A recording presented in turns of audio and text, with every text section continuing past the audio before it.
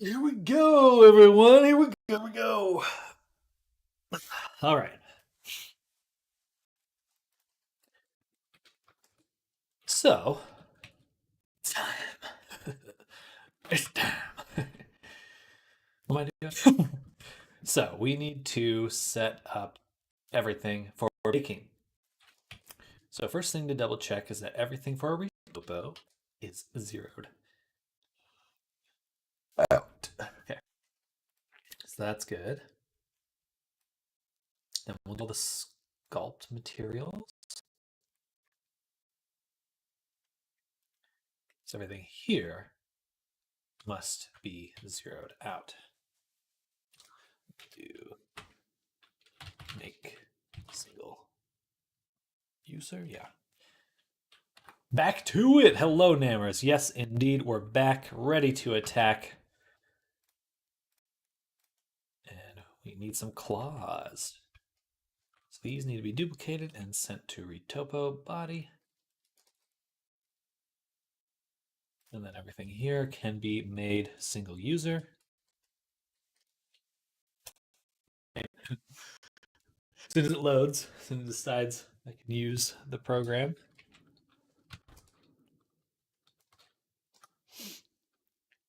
There we go. Bam. All right, that's good. What's this one doing? These ones got messed up here. I don't want to delete them. What I want to do instead is switch the mirror. Oh. Wait, what the? Let's back up a few steps. How did this get there?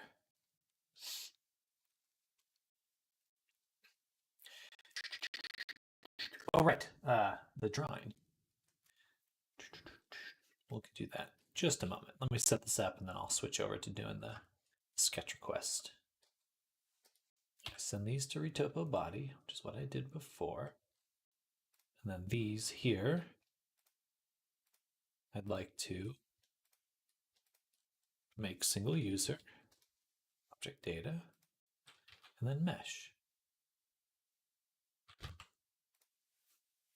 And then everything else, save, A, Control A, all transforms.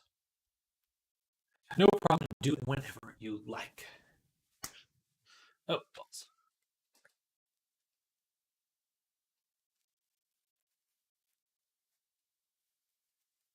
We need to fix these first.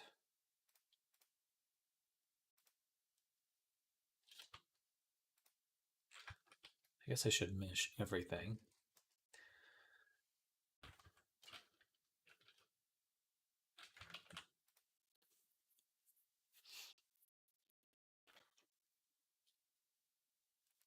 All right, that should be fine. All right, looking good. So now, for the sweater, we're good. That's in the perfect spot. For the fluff, fluff will be its own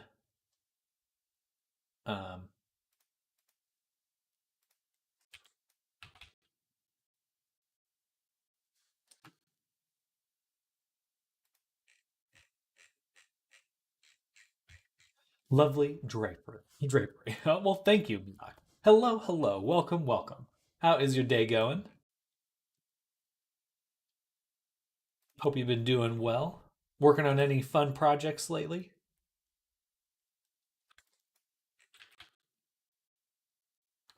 Right now we're doing some retopology. And it's going to be interesting. We really need to separate all these individual pieces of fluff. Oh, that's gonna be difficult. It's gonna be many. Actually, I should be able to, if I select all the fluff, everything's zeroed out, and I should be able to switch this to locations and scale it.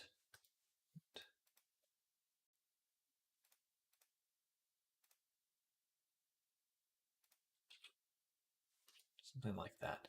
There should be a way for me to scale things.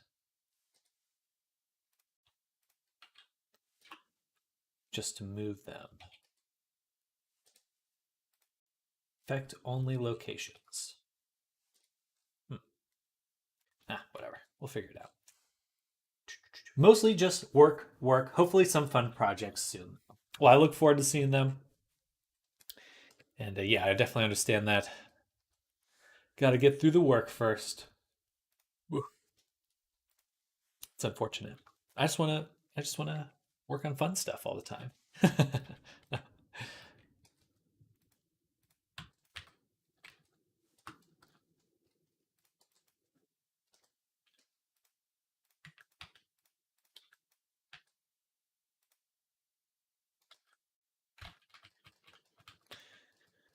I can be a little too particular about how these things come together.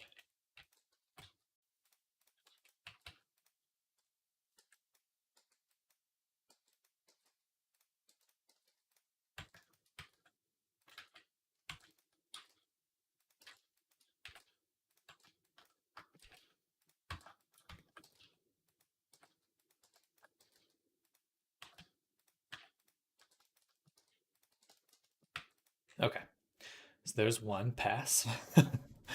This is goofy. This is goofy, but we're making it work.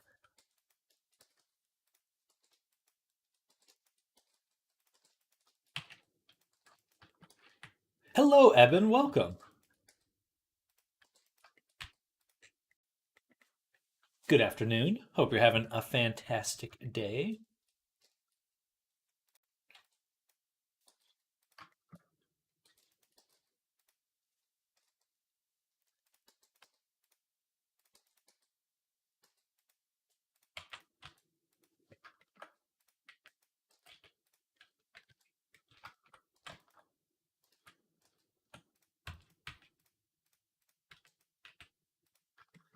Sam stream, always the highlight. Well, thank you. Thank you. And it's going to be a fun one today. We're getting into texturing, getting our baking started. We should be in Substance soon enough.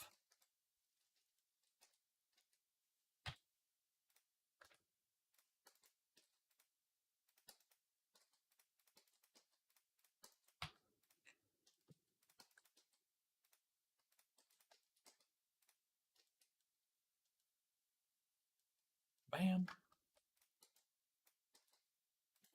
I guess I don't have to delete the bottoms of these. My friends I met on VR chat do a very different kind of baking. Ah, yes, the devil's lettuce. Something I used to partake of quite frequently.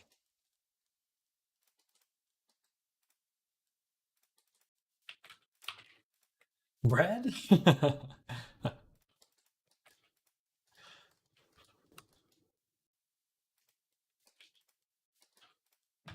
I fucking love bread. I think Miak's being sarcastic.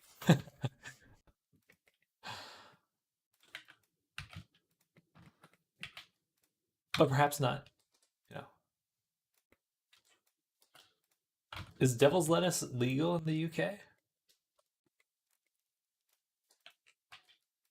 I would think so, but I don't actually know.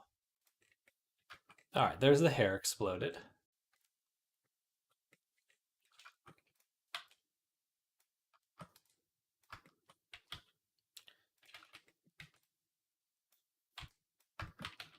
Interesting. I'm surprised to hear that.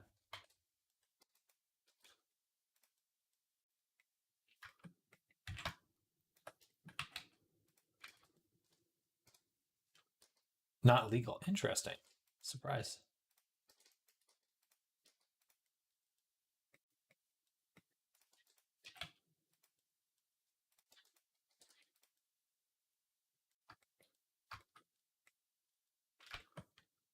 My neighbors sure act like it is, though. I'm sure it's not a high priority.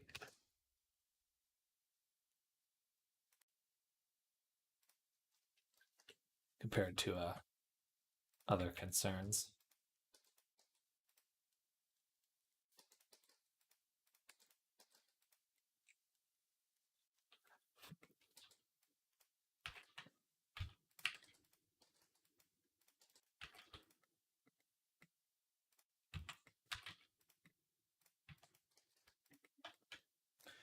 There we go. Oh, this is so much stuff.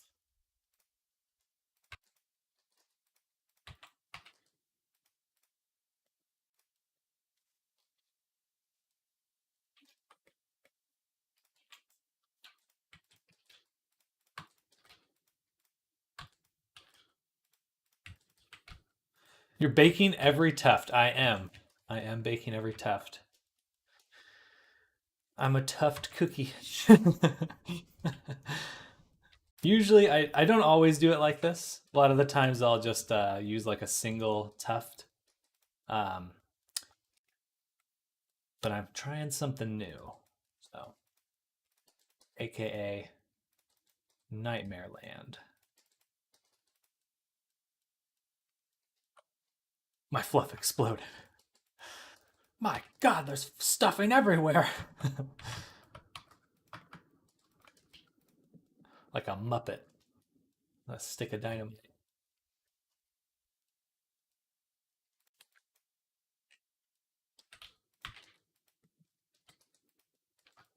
Feels weird to say that a Muppet is puppeted. Wouldn't it be Muppeted? I feel like that's the right way to say it.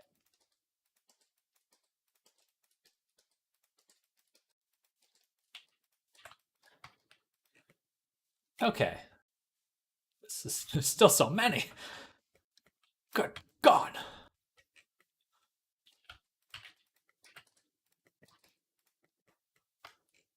But I just really want those perfect normals. I'm all about the normals now.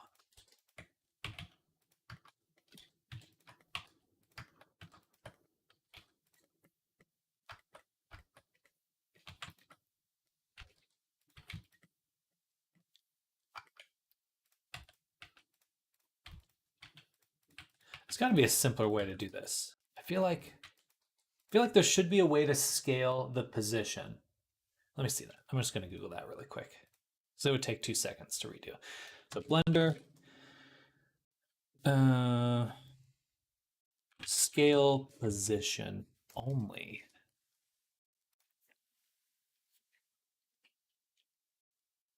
That's what I tried.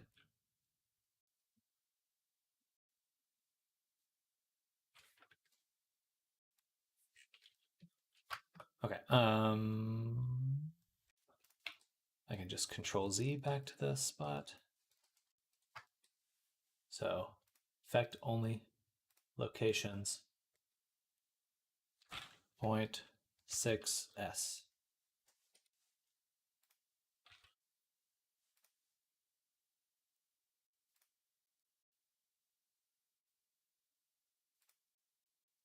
I don't understand.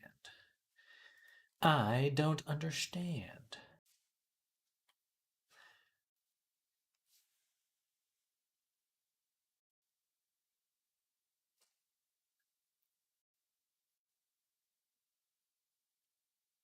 It still wouldn't work properly because everything would scale. No, but it should just scale the position. I don't understand. This should be working. Maybe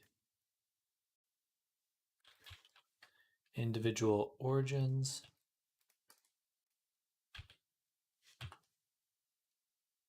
Global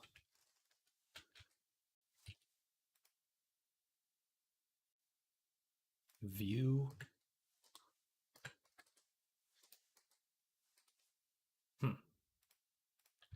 And it's clearly just that doing it. Oh, and that's definitely not what we want. It must be that it's because the location itself is already at 0. Okay, that's what it is. It's that everything's already at 0. There's nothing to scale. So let's return everything, move it up just very slightly. And we're wrong. Balls.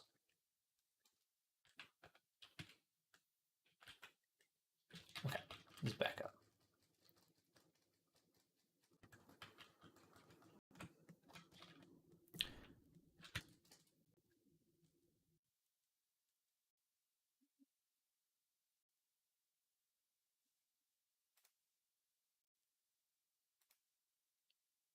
let's have a look at how we can use the scale from each other.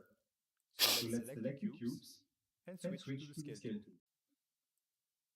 Options and check affect only location. So now the scale tool will only affect the object's location without affecting the size of I feel like this is lying to me.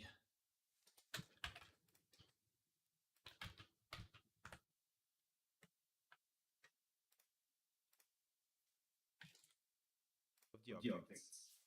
Let's scale again. So now we can push the cubes away from each other using the scale tool, only location, and then scale them into position. If we want to keep Suzanne in its place, we can switch the transform pivot point to active element. So now the object we select last Bum, is bum, our bum. active element. Bum, bum. All right, gotta be a way to do it.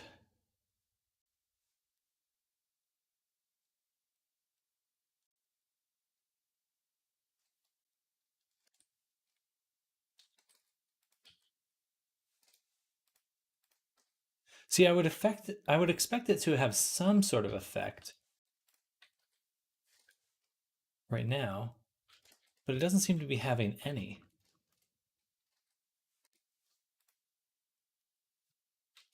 Maybe I should move.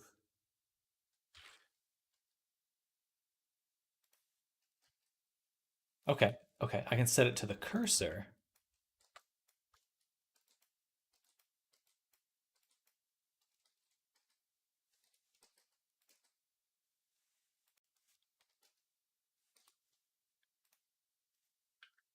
Floof poison? Kind of.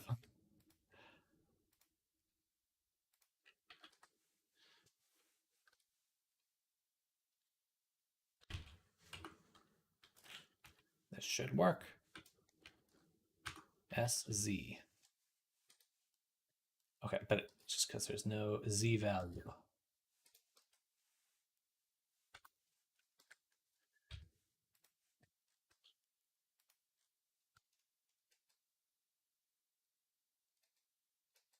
Okay, it's not going to work because I put all the origins at the same spot. There's no way to get that to work properly. Because they're all going to move in the exact same way. That's a little annoying. Hello, Fallout. Welcome. Hello. Floofplosion.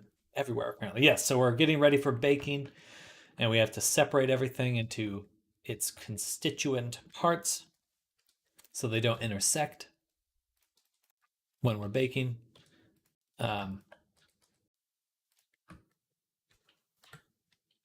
It looks kind of goofy, though. Looks kind of goofy, not gonna lie. Ooh, these are all the same.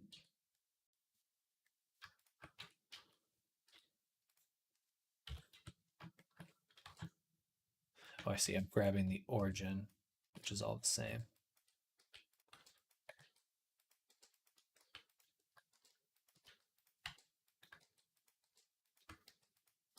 I think I probably just made a bunch of duplicate objects, but that's okay. Trying to bake shadows or not. It'll bake the ambient occlusion, but it's not going to bake shadows.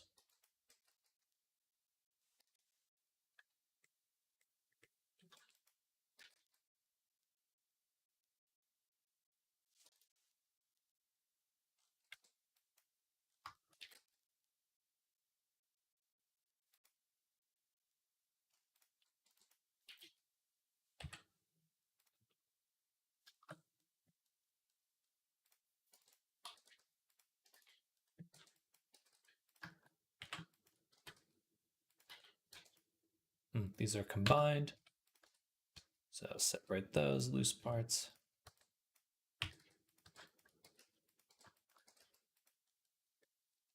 I see the AO may be affected then, otherwise I had a fix. Infected by what? Oh, right now with the intersections, yeah.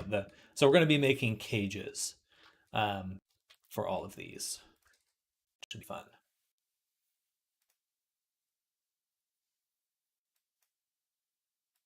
I love making cages because they just give me perfect bakes.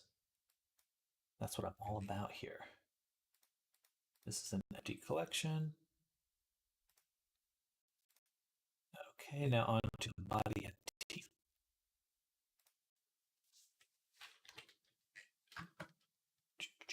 And retopo body. I think the retopo teeth are in here as well. Move that down. We'll take the tail, move that back. Still need to make the claws.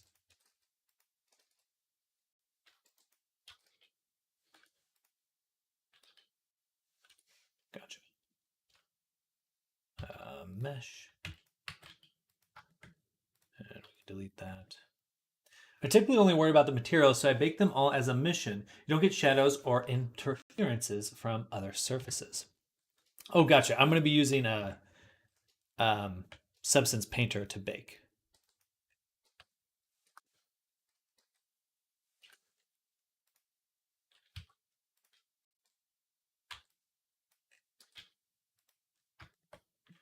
And for my eyelashes, we do need to redo those. Duplicate, send to retopo body, isolate. We will remove the bevel. We will apply the subdivision and project from view, pin it.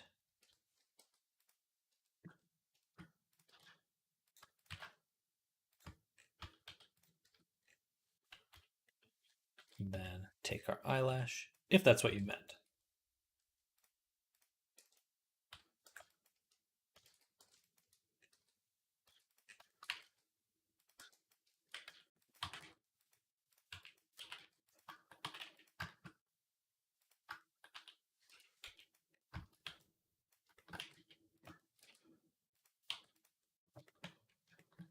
Then my favorite, because it looks so funny, take the teeth and tongue.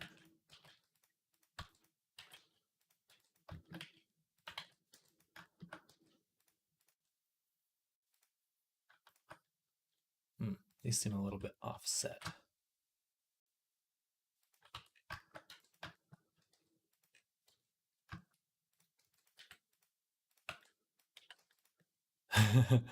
My favorite. All right. Let's turn. Oh, is this the? That's the sculpture. Delete that because we've already got an eye collection. Mouth cavity's good. Hooves are done. All right, everything's set up. The only thing we're missing is the cage now. So I'll hide this. Now we're just looking at the body, sweater, fluff, all this jazz here. And what we'll do is select the body, go to vertex group, and create displace. And then we'll select everything else. And we'll do object, link data, transfer mesh data, vertex groups. Oh. It doesn't have any vertices. Ah, the claws. That's what I'm missing. You punk. All right, these guys here. These we will turn into the low poly version. So let's isolate the view. Go to this here, shrink wrap, set it to 1. And apply that. Then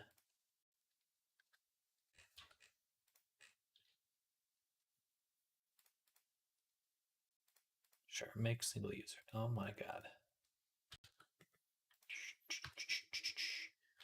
Man, every day I watch a stream truly shows me how much I need to learn. There's certainly a lot of moving parts. There are a lot of moving parts to this whole thing. But it's fun. And you learn a lot.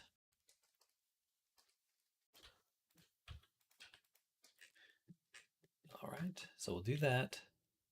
Then all these other ones, we're actually going to object link object data. Take these, F3, copy modifiers.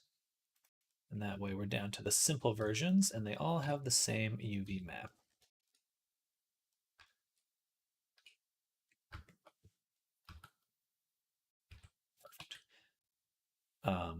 Then we can make single user, object data. Let's exit this, look at just the body, select everything. All right, just gonna arrange our maps now. This goes here, and here's the nail or claw. This can go in the same spot. All right, done. But then did I make single user? I did. Oh, and then go back to the soldier. We're gonna take the nails. Yeah, take the nails. Bro, hello Adyash, welcome. How big is that UV atlas going to be? 2K or 4K? The final output is going to be 2K. Or I'm going to output a 4K map, but in Unity I will most likely only use the 2K version because you can change it in Unity.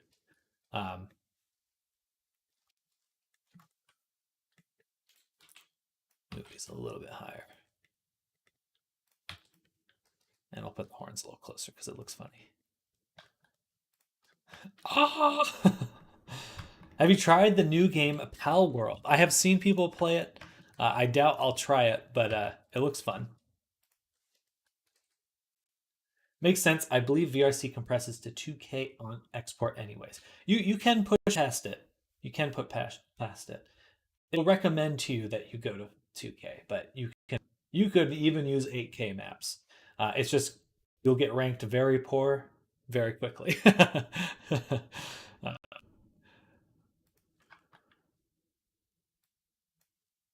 All right, so now we can select body, go to our group here, and say object link object data. Oh, oops, not like that. Object link mesh data. Whoops. God. Object link transfer. Vertex groups. Something else is not actually a mesh. What is that?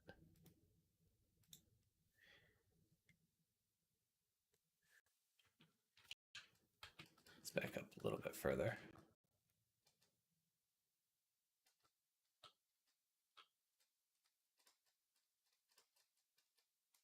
Looks like I missed one of the fingernails. There we go. But it's crazy. I watched an hour live stream of that game. It seems fun. Seems funny. It makes me feel that there's going to be a lot more furries after that game is gone through its cycle of popularity.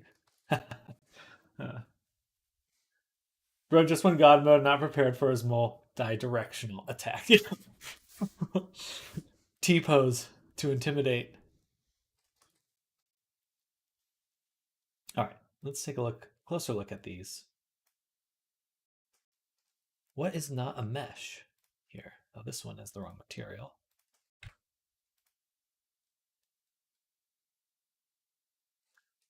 Ah, these are all still clumped up here too. Everything should be a mesh. I'll say make single user for all of these.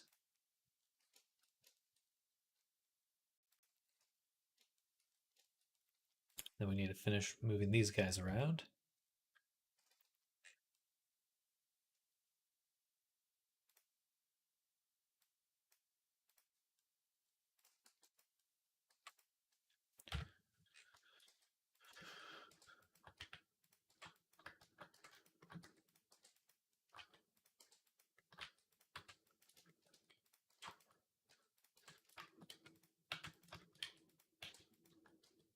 There we go.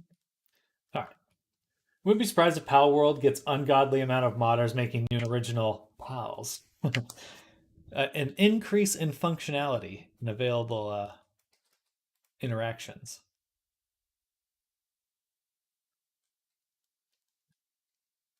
Prepping the ingredients before baking. It's important. It's important stuff. Switches back to locations only. Cursor.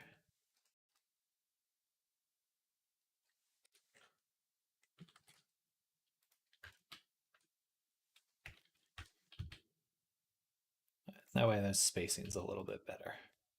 That looks wild though.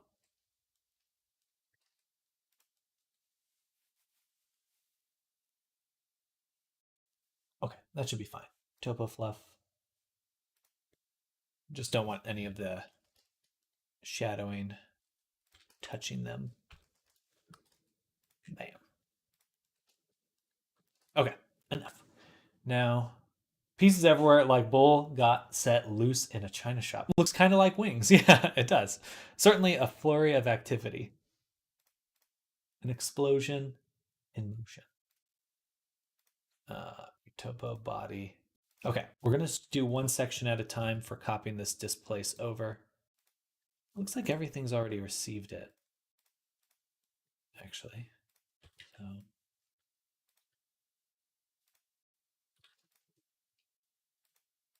All right, then we can move on to adding the modifier. I've been banned since the last incident. So first things first, we'll add a triangulate right here, and then a displace. And the displace will add the displace vertex group. And then we just copy this to selected, we copy this to selected. So now they all have, actually before copying over, we need to turn on the rest. Copy to selected, copy to selected. Why didn't this one get my vertex group? It was the eyeball that didn't get vertex group. Not that it needs it, but this looks complicated. What's the setup goal before moving to substance? So basically you don't want anything to intersect is the main thing, especially like teeth and like things like that. If you bake the teeth while they're in the mouth, you're gonna have a bunch of complication. I do not. Thank you though, Georgina. Appreciate it. So yeah, if you bake them while they're in the mouth, they're gonna get kind of messed up. And I'm kind of sorting them by material. So the fluff will be one material, the body will be another, the sweater will be another. And then the next thing we're going to be doing is setting up the cages. So in Substance and I think in Blender too, you can use a cage. And sorry, internet's going slow, so I got to smack my computer. The cage will allow us to get perfect baking. I always like struggled, like how do I get my baking right? This and that. Like first, you make sure nothing's clipping, and then second, you make a cage, and the cage knows basically will set up things based on is gonna sample based on how they overlap in UVs. So I use the same object. I just simply add a displace modifier to it, and the displaced version is going to be my cage. Just recently started freelancing. Nice, nice. Well, I wish you well in that journey. I freelance VR chat avatars. That's my main gig.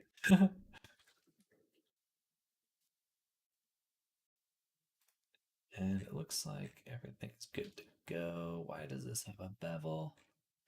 It does have a bevel, but the bevel is disabled. That's fine. Do I move everything with shape keys? I will if the displace won't give me a perfect cage. So if I'm unable to get that bake, I'm not interested, Georgina, but I appreciate it. Oh, I did copy them over twice.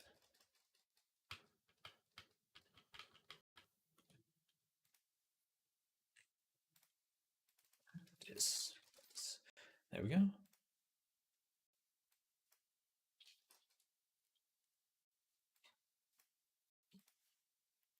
spam. Okay. This one. Did I though? This one's got it. This one doesn't have it. I didn't copy it. Copy to selected. Copy to selected. There we go. And now one at a time. Just okay. Just this one has it twice. Gooey. Get rid of that. That's fine. Need to move. We're going to back up a few more steps.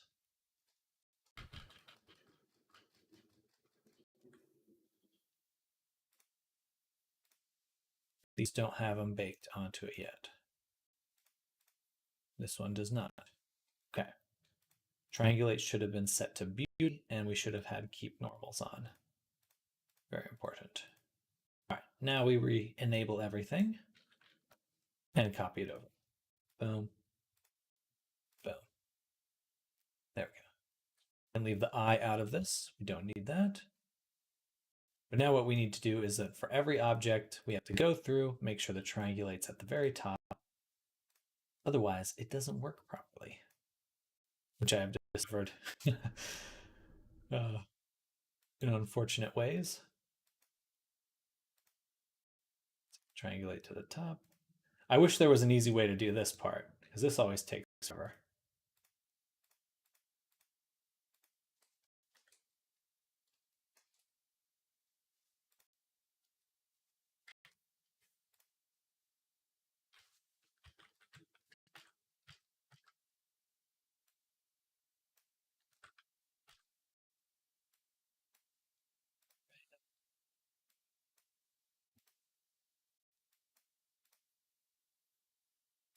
Especially once we get to the fluff. It's going to take a long time to get it all moved over.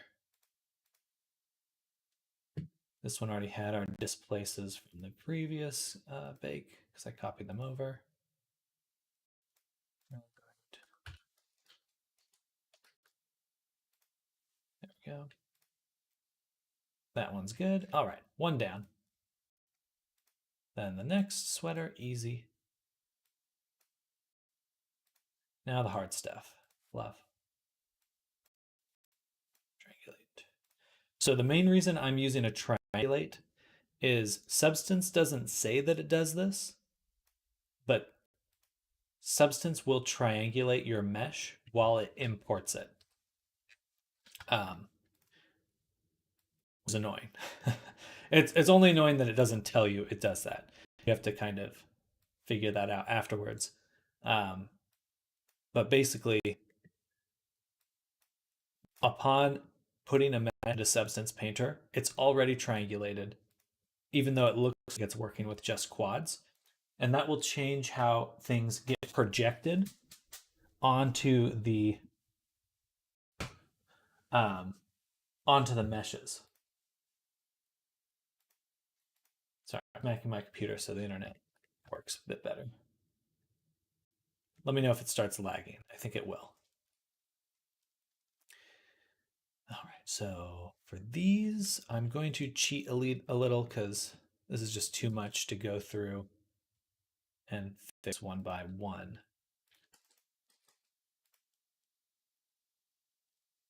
So first we'll grab all these.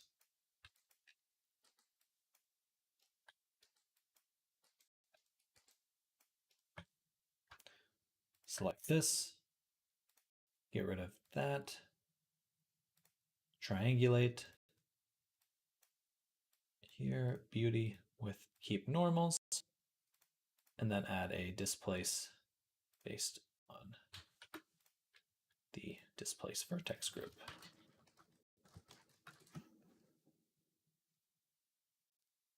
I actually do want to copy that to all of these. Object, link, transfer, vertex groups. Why? Ah, because I have a sculpture. Let's back up a second. Okay, these are fine. I'm confusing myself.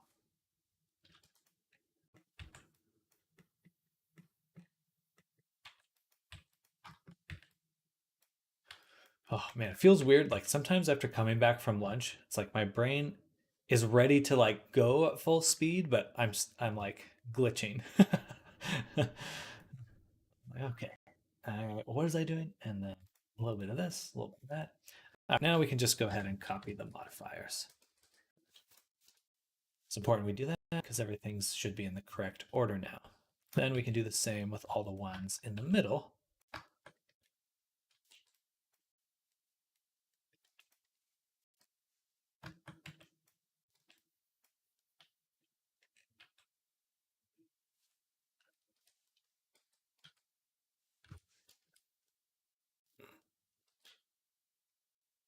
Okay, that's fine. Move that and then copy modifiers. All right, beautiful. So now we get to do the fun stuff. We go to retopo body, turn on sculpt body, and we're just going to go into vertex paint. No, sorry, weight paint. And we just want to make sure we're working on the displace. We can turn down the influence and the strength, and just very slightly, we want the cage to sit on top of the sculpture. And this is all we need to do. So basically, like when you're baking, really the goal is to keep your sampling, because it's basically sampling the high poly sculpture, kind of like rendering it almost. You just don't want it to be under the surface of the sculpture. And that's really the whole enchilada.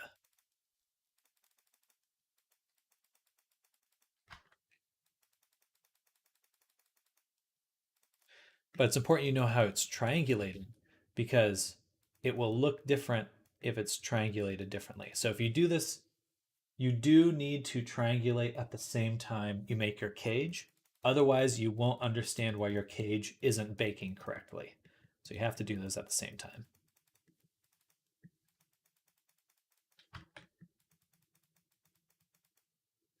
Also, internet.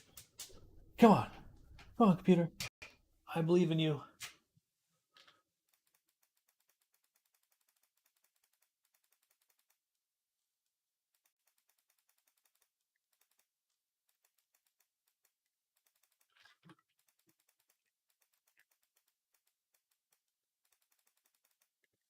And this is especially helpful for things like the groin, spaces between the fingers. Even right here, it's probably a little too much actually. I'm going to push it back down.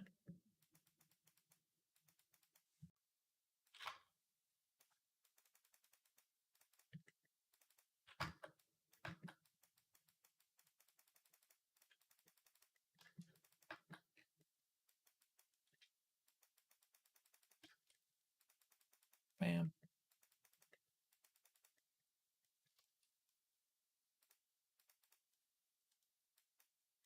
Is the cage only for substance baking or all baking? I believe you are able to use a cage inside of Blender as well. Also, my stream's getting a little laggy, so that might be delayed. But yeah, so I believe you can use a cage with Blender as well. And it is a very common practice for baking in general.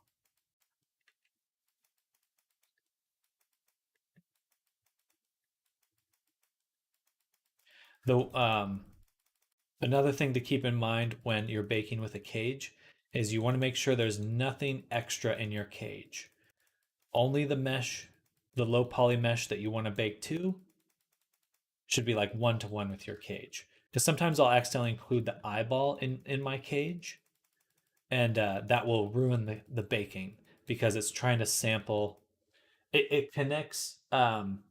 It matches the cage up with the low poly version based on the UV map. So if you have some random object in your UV map that's in your cage, it will bake badly. You'll get some weird artifacts.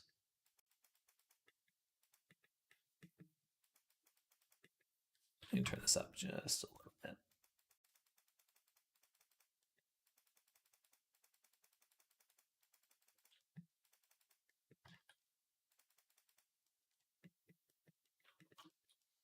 All right, I don't see any spots. Maybe no, it's just a gap. Thigh gap, a little bit right there. That's all looking really good. Let's switch to the tail. Hit it with that. Awesome.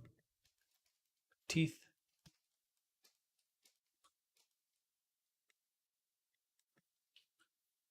Oh, I need to turn on the teeth here. Darn, they are not lined up. Okay. Go in here.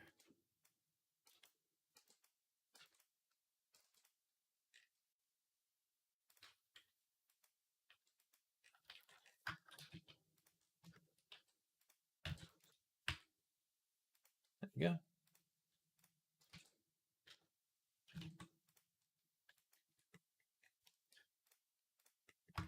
And then the other important thing is you need to triangulate before you mirror your objects. So if you are going to triangulate, you have to make sure you do it before you mirror, because if your triangulation is different on one side of your body than the other side of the body, Substance is going to glitch and it'll introduce artifacts. So that's only useful if you have like a symmetrical character or that only applies if you have a character where the UVs overlap.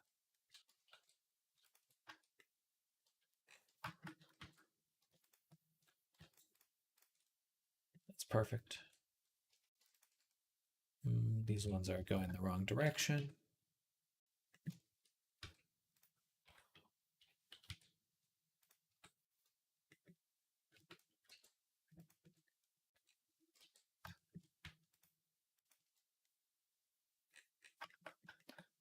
Awesome.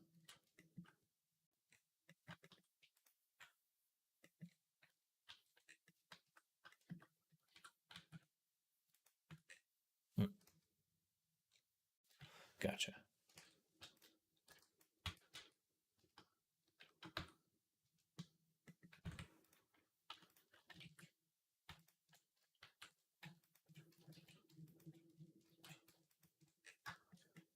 All right. And lastly, the hoof.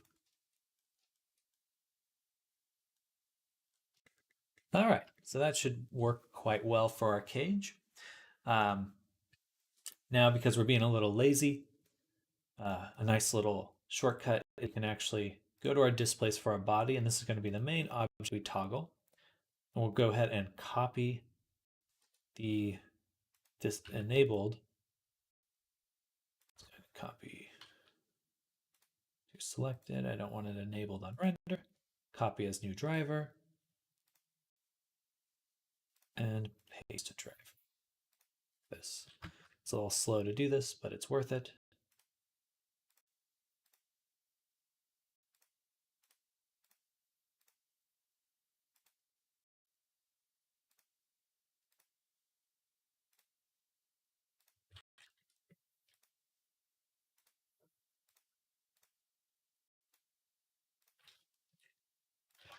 Fortunately, you can't copy it to selected for some reason. There might be a way to do it. I have not figured it out yet. I should, because otherwise it's going to take forever going through the fluff. It will be a nightmare.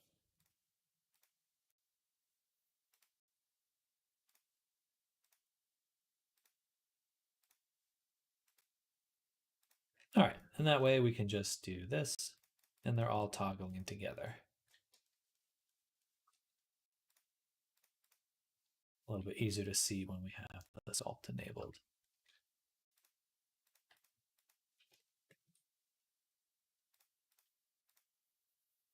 Beautiful. All right.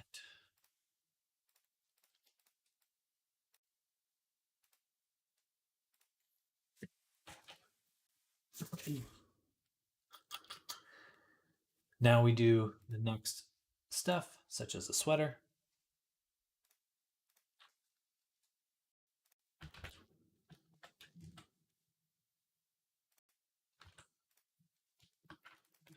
Pretty easy. For some of these other things, you do kind of want to go a little bit slow. Sometimes you can push the displacement too far, and that will create an intersection that's a little hard to notice. So I like to kind of sneak up on it and just do a little bit at a time. You want it just above the surface, not way over the surface.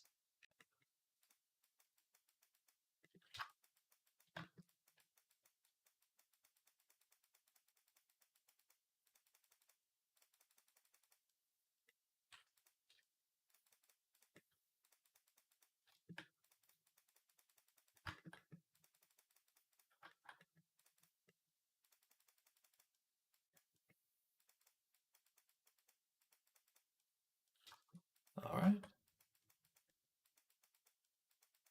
Amazing, powerful, beautiful. Thank you everyone who's coming by today. I know a few new people have dropped in. Thank you for coming by. If you have any questions, please let me know. I'd be happy to answer them. Right now we're in the middle of creating the bake version. So if you ever wanted to know how to bake textures for an avatar in Substance Painter,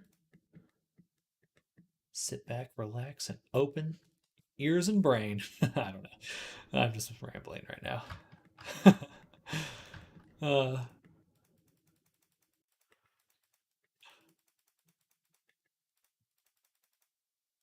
Internet's still kind of crappy right now too, so I apologize for that. All right, that looks exceptional. Save. Ready to learn. The only words I need to know are US of A.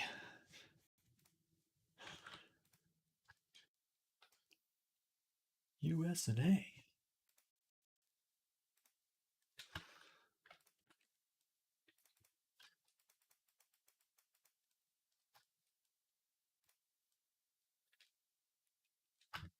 Bam, bam, bam. Boom. Now this one's a lot trickier because it's got a lot of potential intersections. So yeah, we're just going to take it slow. I'm going to switch to wireframe so you can see what we're moving. Everyone tells me I need to learn SP, so looking forward to seeing you using it. It's awesome. It is awesome. A lot of the projection tools are just very satisfying.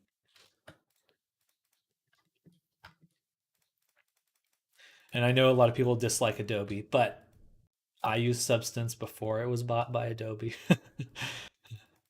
So I do feel a little loyalty there.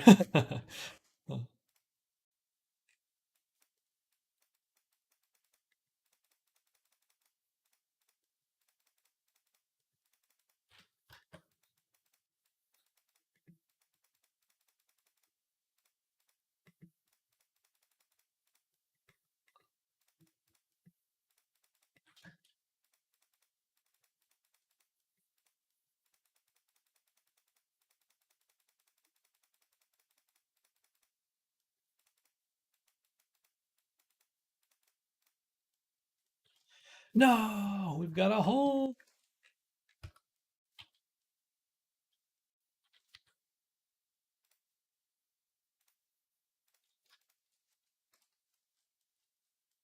Holy moly.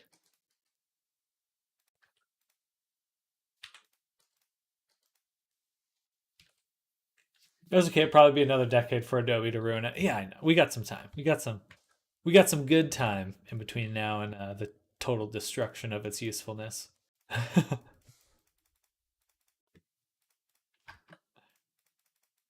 If anything, they would just cancel it. They would just stop supporting it.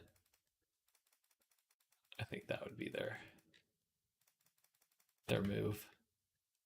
And come out some really shitty version.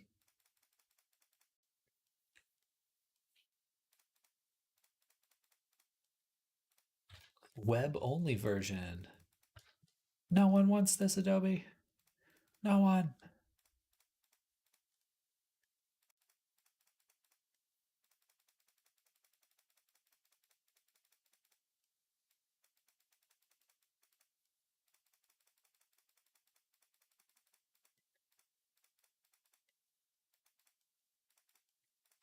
Web only does have some practicality, but it's still Adobe, so I remain skeptical. They're bad at messing things up as they are doing them right. So that means they don't mess up things badly? No, just kidding. I know what you mean.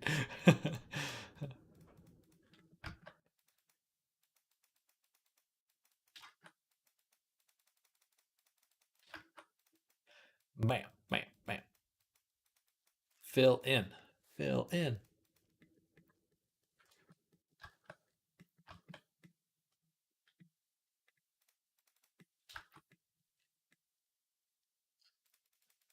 Oh, it's messy in here. This is probably a spot we'll need a blend shape for, not a displace modifier. We'll come back to that.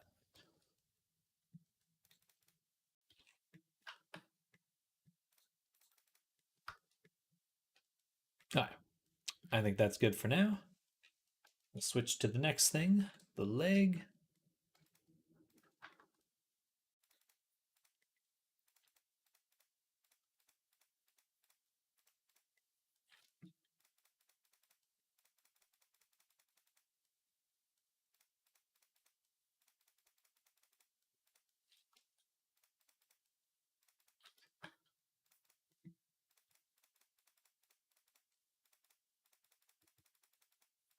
Come on.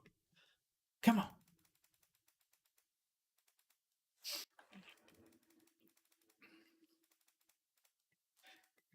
Get that sorted.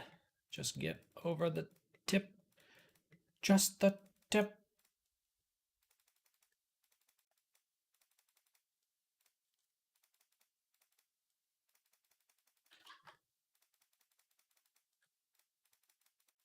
All right.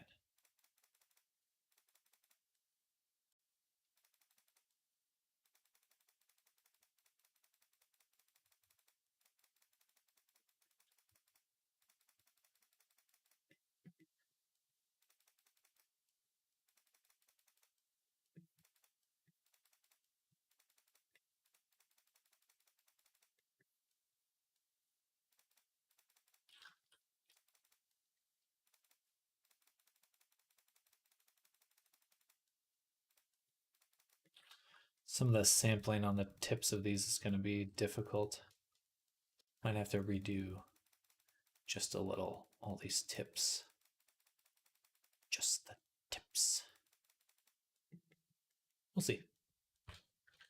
Okay, good enough. And then back to weight paint. Go to this one. Boom.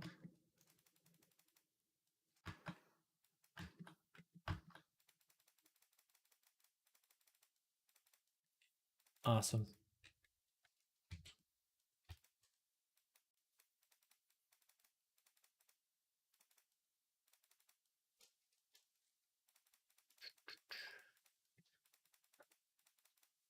There we go.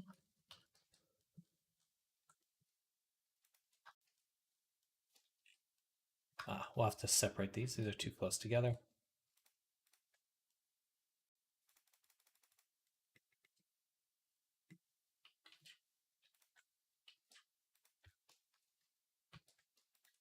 There we go. But right here, let's make sure we turn on the sculpt fluff so I can grab it. This little chunk needs to be moved. Okay, that should be all of them. Turn off the sculpt fluff. Then we'll go to, I guess, the center one. Copy as driver. New driver. Blender. Paste driver to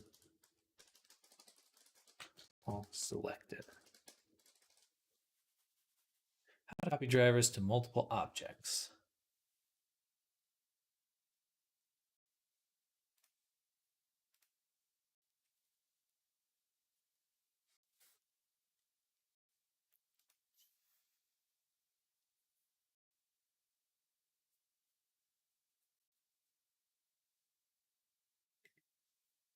Hello, and welcome to this episode of Outstories by the Motion Studios Hi, I'm Lydia, and in this video, I'm going to show you how you can copy your modifiers drivers to multiple objects in Blender.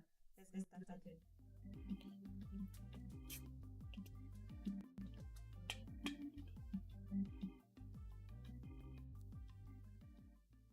So I have this character here.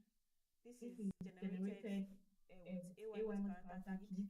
So you can get this character on our Blender Market store or on our website. And as you can see, she has this outfit on. And once Okay, so this is a utility add-on.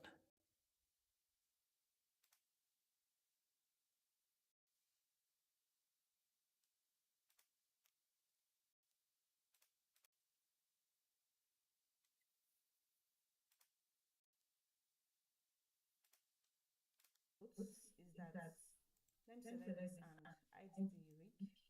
One thing you should notice that this outfit, everything is subdivision. So this driver, I can just as well just right click, copy driver, go to the next outfit, paste, paste. So this was what I was doing at first while working on this project, and it was really tedious, like going from one object to the next. So to copy is very easy and very simple.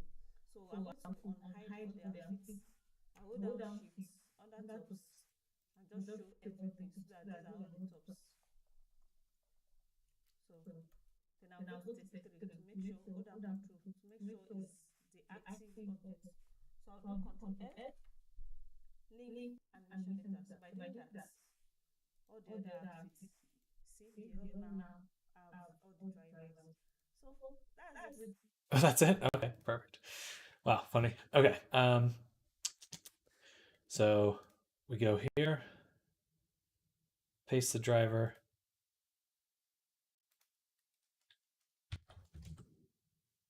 And what you hit again, link animation data. Just want to deselect the main one. Say object, link animation data.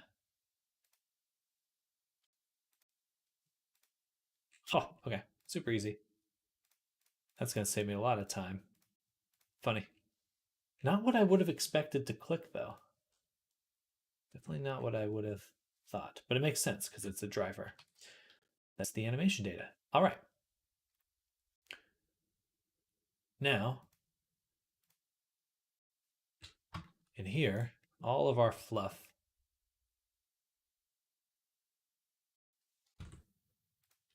We've got quite a bit. Let's turn on fluff v2 so we can see it. Okay, that is wrapping over it. Then I'm going to select everything and say object, link, transfer mesh data, vertex groups. And that almost solved all of them.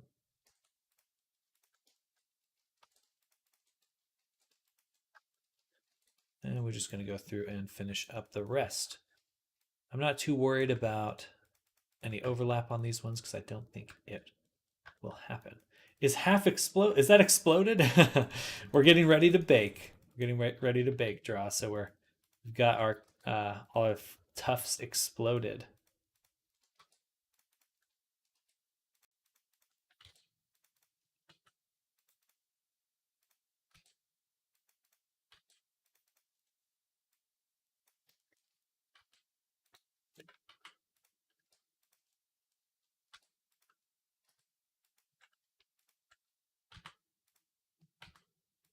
But hello, how you doing, Draw? Good afternoon. Did you get a good break or a nap in? Or was that Namers said that they were going to nap? Nappers. Oh, these are intersecting. No good.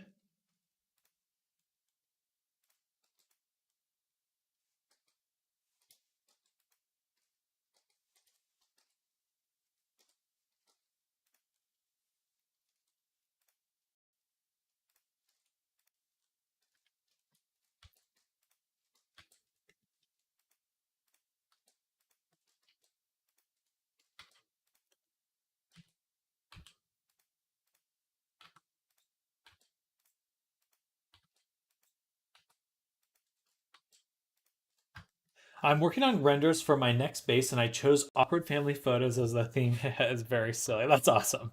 I like that. That is very funny. I look forward to seeing that.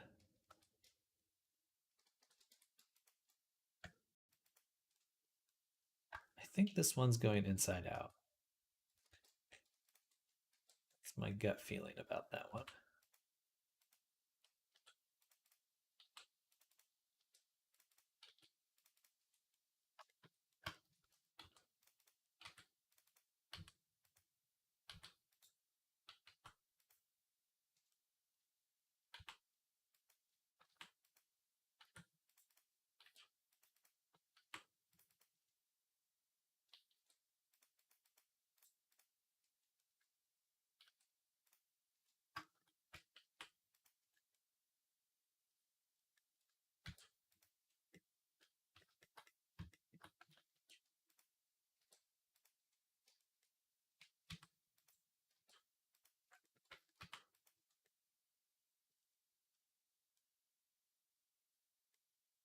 All right, I think that's all of them.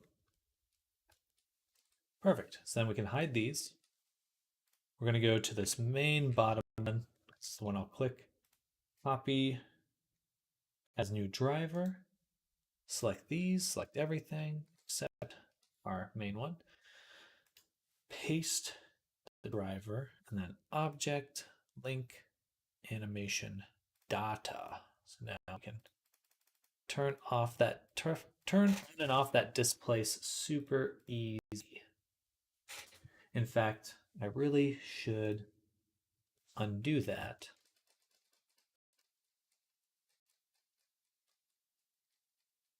Because we should combine all the fluffs into one object. So hide that fluff here. Take all of this M into Retopo fluff. Delete this collection. Go to sculptures. Move this into sculpt fluff. And delete this one. That way, we're just opening and closing just two collections. Okay. And last but not least, select everything except this one, and one more time, object, link, animation, data. So now all the rigs are tied to, or all the displaces are tied to this one object. Perfect. All right, now we are ready to start exporting. Let's make a backup copy because we've done all the work. We've got to call this pre-bake. Pre-bake. Save. And I'm going to be a little lazy and I'm going to start with the body first because I know that'll be a little bit easier. All right, select everything. FBX, Substance Painter V2. Substance Painter, make a folder for the body. Ebonhorn, body, just body. Export. Then we can turn on the cage, export again. Body underscore cage. Export. Then sculpt body.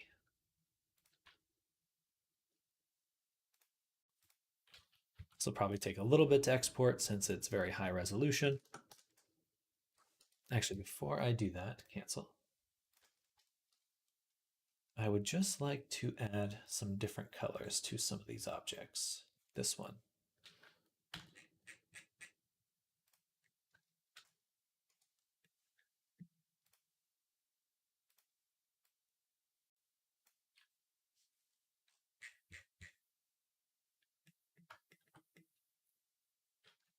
Perfect.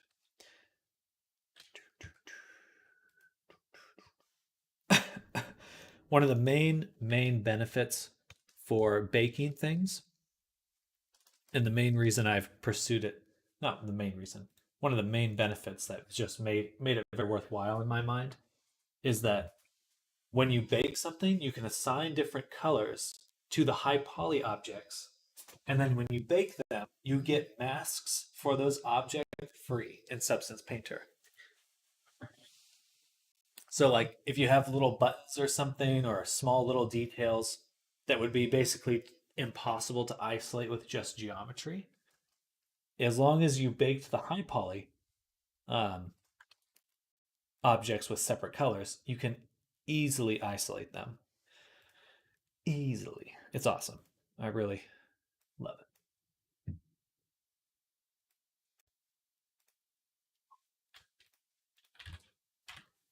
All right, here we go. Substance Painter time.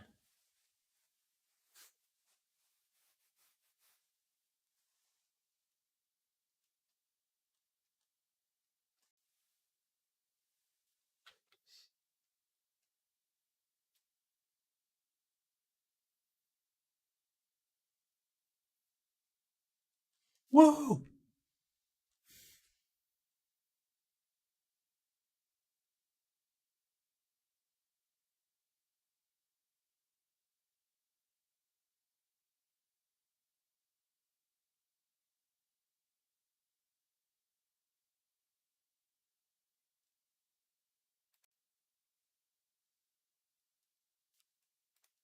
All right.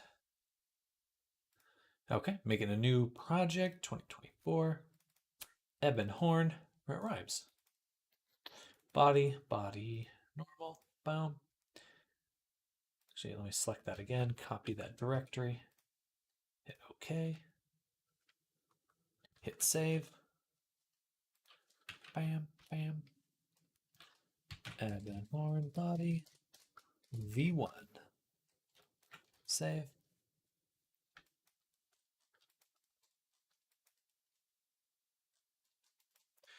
Mode bake mesh maps.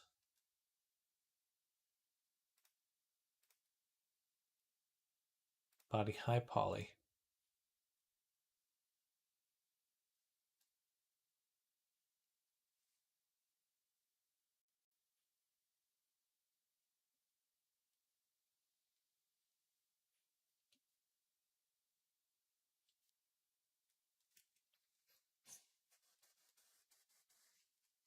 Then we can use the cage. Boom. Look, fits so nicely. Beautiful. Apply diffusion. Anti-aliasing. We can keep that off for now. I'm going to save. And let's bake. The stream may get a little laggy when I'm baking. It tends to.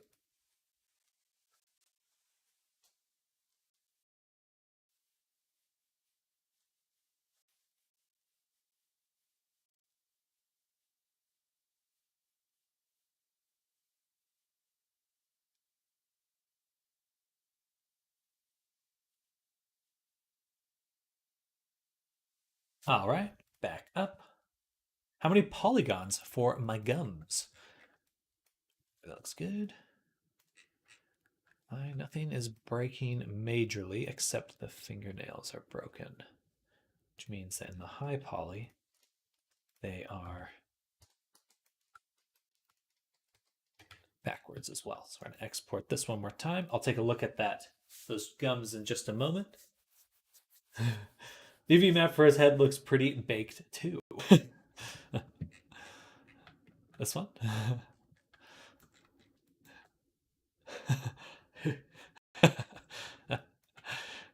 I'm just happy to be here. I like this view though. Here. As for those gums, it should export it now. Each of the gums is 1,112. So looks like this. He's just happy to be there. Minecraft cow. All right, back to baking. And the nails should be fixed now. We flipped around the high poly version and re-exported it. That should be good to go. Mine are approximately 1K each as well. Teeth, tongues, eyes, fingertips, nails, all of those tend to be a little bit more expensive. Eyebrows eyelashes because we expect to be able to see them. We want to be able to see them quickly. I want to lower the output size here, or the viewport size, and turn the output size and apply 4 times super sampling. Save. Bake.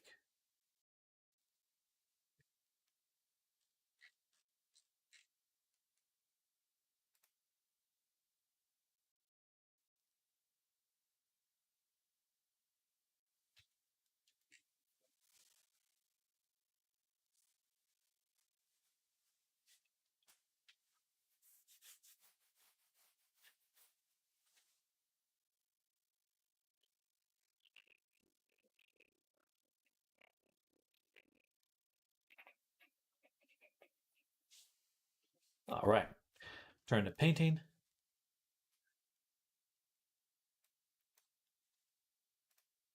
$2K. All right, we're looking good. Looking good. That's a little messed up right here, because the eyelash normals on the high poly sculpt must also be inverted.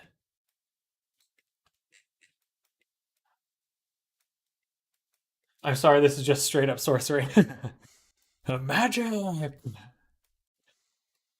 Some people call me Tim. The power of compression. All right, back to 2 things. First is on our body, our eye specifically. Our eye. I think that, yes, I did select the island border.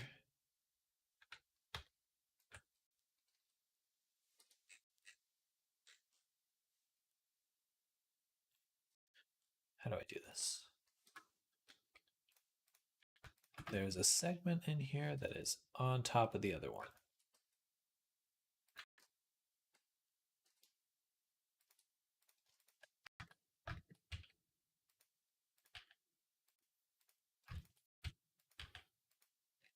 All right, there we go. And then for this one, because we changed the base one, we do have to export both the cage and the hello Diggy fireballs everywhere. And then this one. Save. So that should work well. Then back to the high poly. Also re-export the high poly. Should take just a little bit.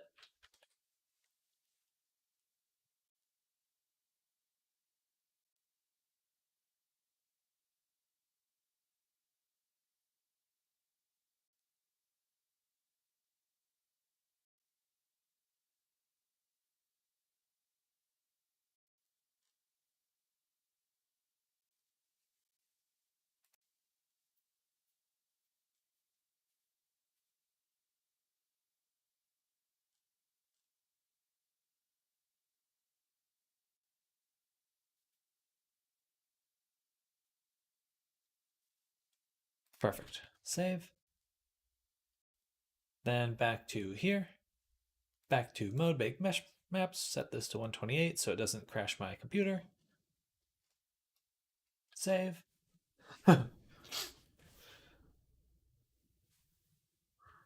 And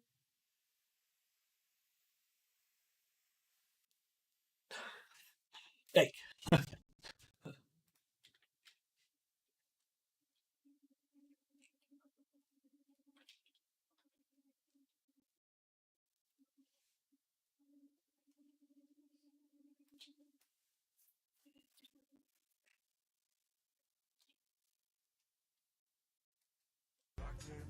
Oh.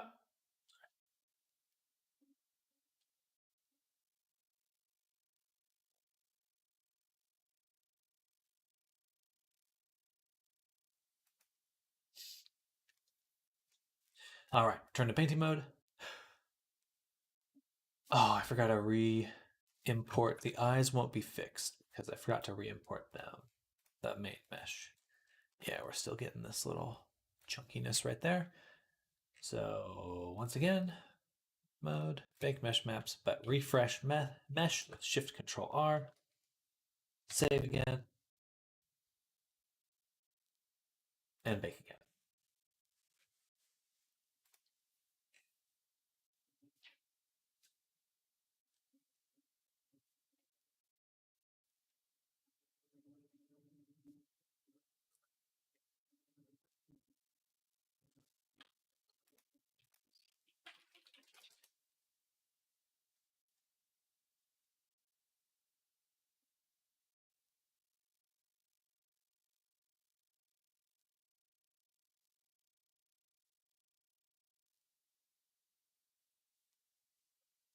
All right.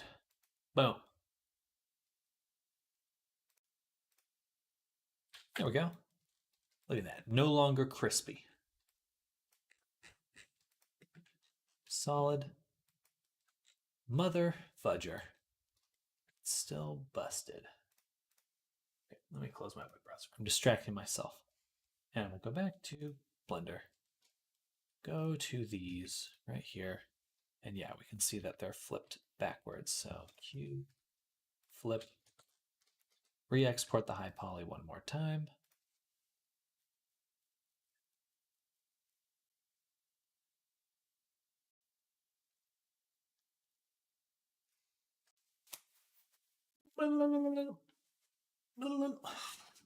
This is the real magic, real sorcery.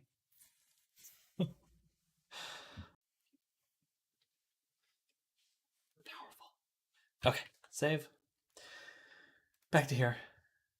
Mode, bake mesh maps. Should be the last one for the body. It's reloading the high poly, which is what we want.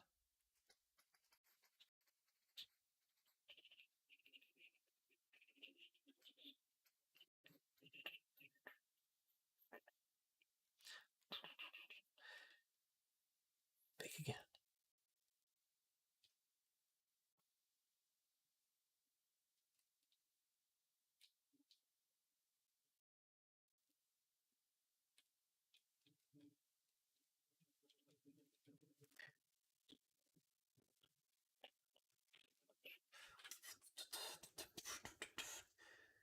It looks like the internet has leveled out, though it's probably a little laggy while it's computing this stuff because CPU gets loaded.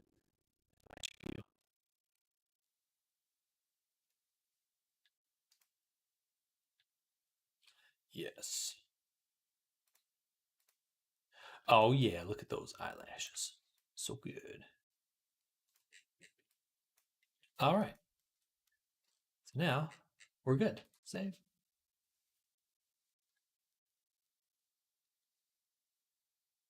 And then we'll add a base layer. Let me sample the color from the references.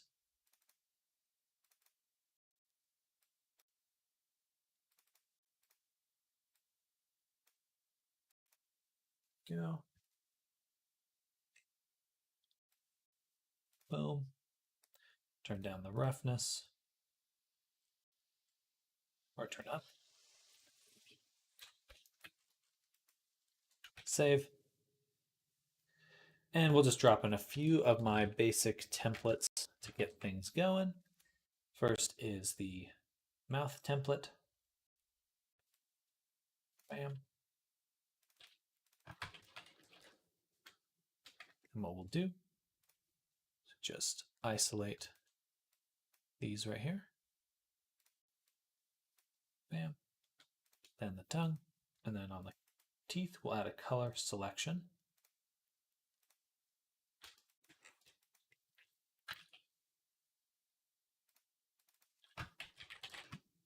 Oh, one more spot. The mouth internal, which actually we'll just do this. Grab it, then deselect those. Now, perfect. Mouth interior locked in. Then we'll get the template flat, drop it here. This will be our horn.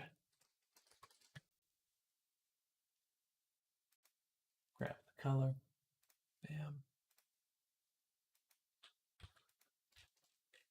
And this should be shiny. Then the nose ring.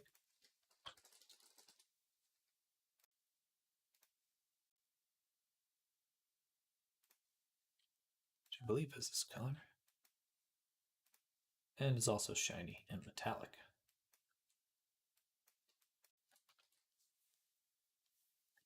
Then the eyebrows, lashes, make it black. Or it's not quite black, it's a dark gray brown. Beautiful. And that's it for the body, at least the starting point. There is also the lighter color, body color, which will be soft brown, and it covers the chest onto the tummy and groin. Goes onto the chest. I don't know how far up because it's covered in fur in the image.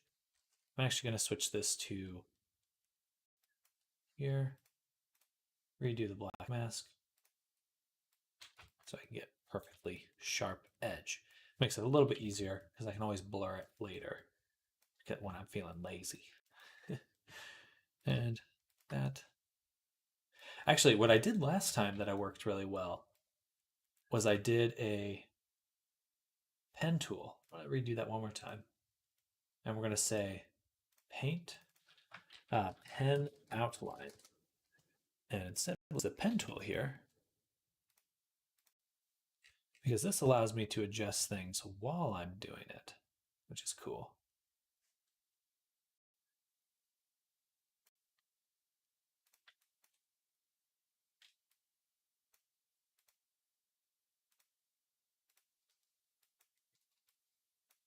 Especially because this does go under the thigh.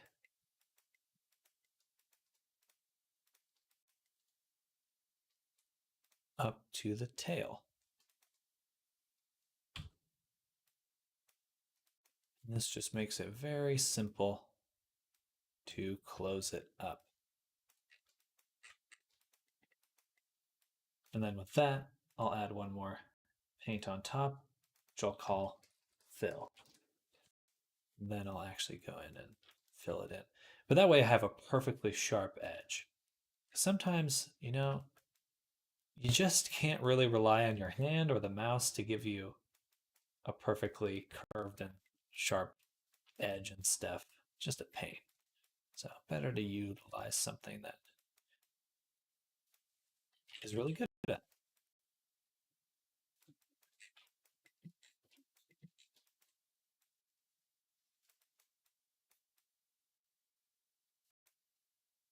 Yeah. Also, I think it's very important that you paint as much as you can in 3D space versus 2D space. Because if you ever redo your UVs, if you painted in the 2D on the UV side of things, then you will have to redo your work. But if you paint it in 3D, it will keep those strokes in 3D space and you don't have to reapply anything. So highly recommend that. Okay, now we're going to drop in this 3D curvature template up top. Turn off the highlight, just focus on the shadow. We'll set to multiply. This, it's going to be a little over the top.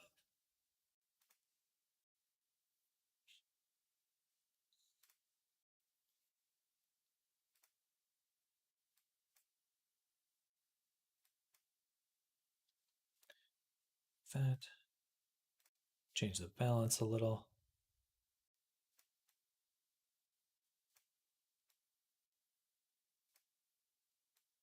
There.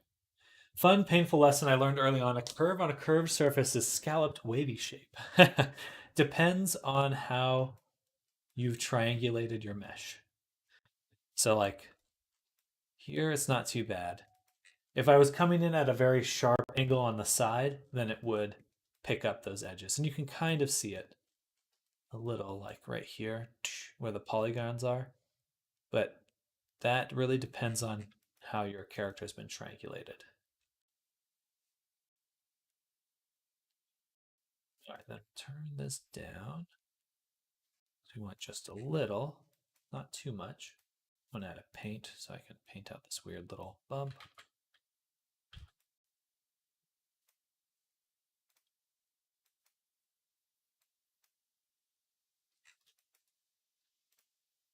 One more blur. Turn it down again.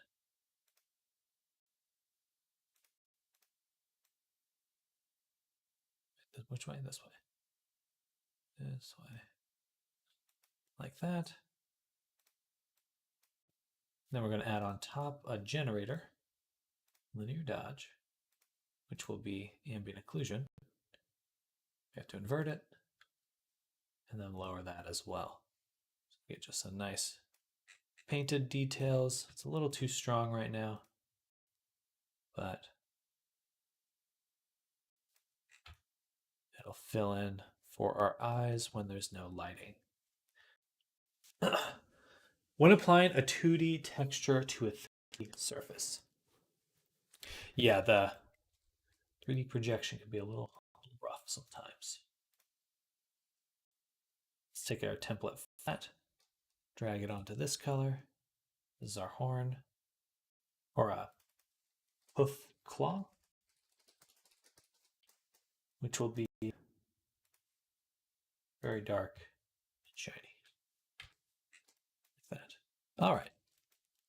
Off to a pretty good start. Save. Yeah, let's go ahead and do the fluff now as well. First things first, time to export. So retopo fluff. Look at that. Okay, FBX export, up one folder, fluff. Are those dark shades on the texture generated or painted? Hello, Magnus. I was going to call you Magnesium. Welcome. So those are from the bake. Those are baked details. So we have our high poly sculpture. We've wrapped our retopology around it, and now we're extracting those details into a texture. We're saving them into a texture. And you can kind of pull out different aspects of it that you want to use. Like, I think that, like right here, this is the material view, so we're getting like realistic lighting. If I go to just the base color view, it's nice to have a little bit of that detail painted in. So I like to bring that in. Just because if you're ever in a world that has bad lighting, this will help you see the form of the character. And then we'll go here. This will be fluff.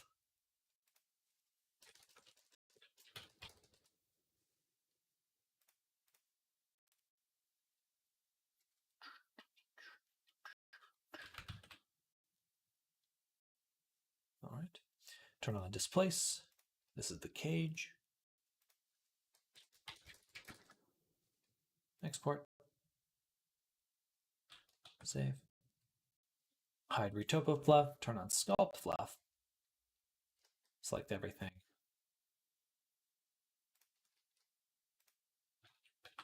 Export. Hide poly. But yeah, I think that's one of the main reasons. There's a lot of things you can leverage from baking. Like a lot of the times, like when you look at like a really stylized game, let's say like League of Legends or something, if they're using sculptures in their workflow, they can make it look really stylized by kind of taking those base bake maps and kind of applying them and filtering them in certain ways. Is it ambient occlusion? I've done that with my high quality meshes, but they don't generate such shades in those crevices. Don't know how to see the angle limit lower for baking. Set the angle limit lower for baking in Blender. You can change a little bit of the baking process for ambient occlusion, but we can look at my AO map right here. So this is the ambient occlusion right here. In order to give myself the most control over how things bake, I made a cage. That really is what kind of makes the biggest difference. But when you're in Bake Mesh Maps, I believe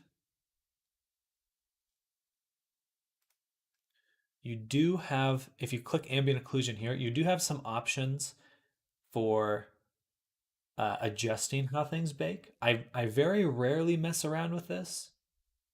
But maybe I should sometime. Yeah. Attenuation smooth. Yeah. I'll have to do some tests sometime. I've never really tweaked that, but I know that there are options to change it. So perhaps that's what you're looking for, or perhaps that's what would help. I'm gonna copy this, or we'll grab this one. Fluff. Open. Save into Fluff. Save. Bake Mesh Maps.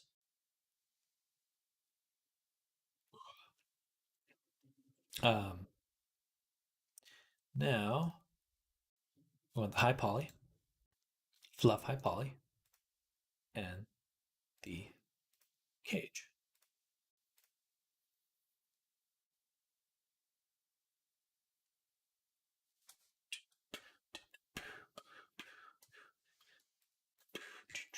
All right, we can see some errors right off the bat. This sculpture here is missing a chunk of fluff. I think that's okay. We'll just remove it from the sculpting side of things. This one. Export. But there's a few different, sorry to go back to your question. So these are all the maps that I've generated, and you can generate more. You can generate more, but these are all the only ones I've generated here.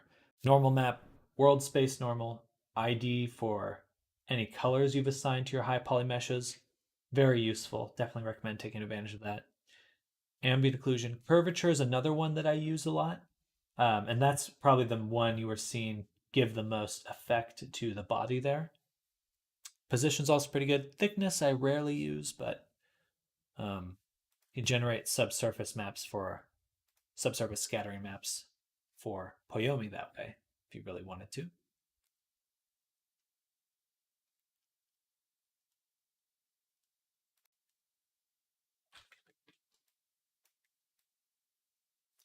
All right, let's see how this goes. Save. Bake.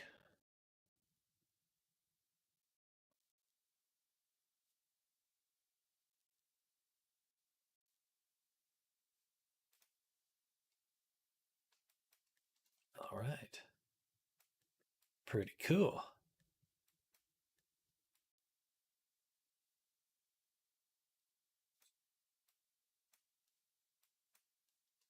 You had a painted texture with a darker shader painted on. Is that different on the ambient occlusion, ambient baked onto the texture? Yeah, so for that file, I've taken the base maps and I'm feeding them into a mask on the higher level. So in this shadow layer, I'm using the curvature base map that I baked in the curvature generator.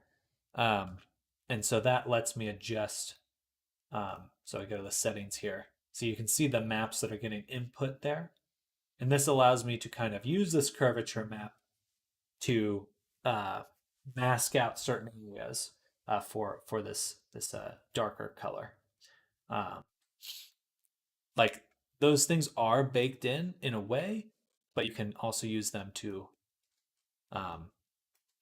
bring out other materials. If that's, hopefully that answers your question. I think that's a little bit more on the money.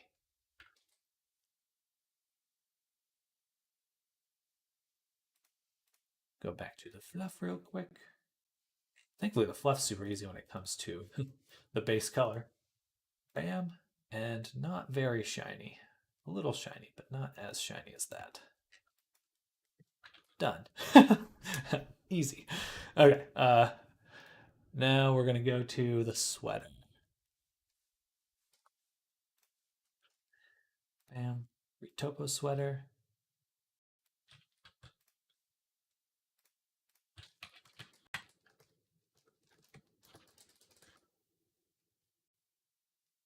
It's all presented together. Okay, perfect. But yeah.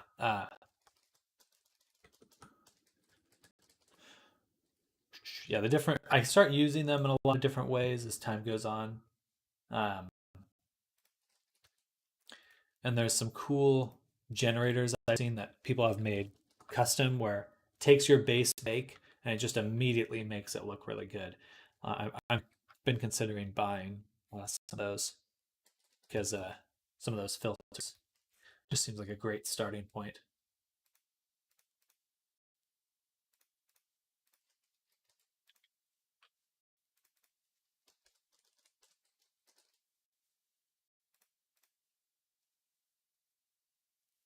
You know what? I should have separated my high poly sweater into a few different colors.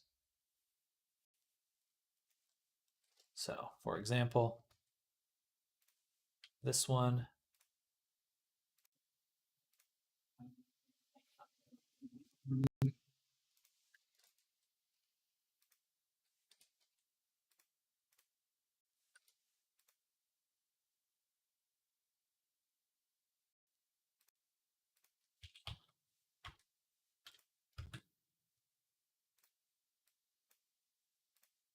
set to like a bright color.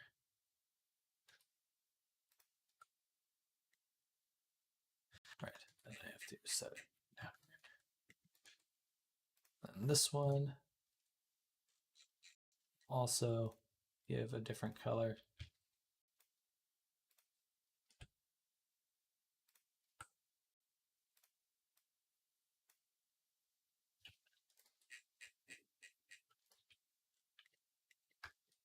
And lastly, these ones. Maybe the hood too.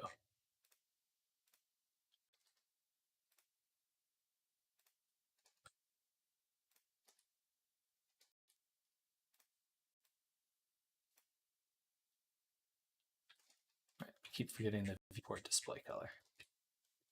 There we go. The hood too? No, I think the hood's fine. Okay. And export again.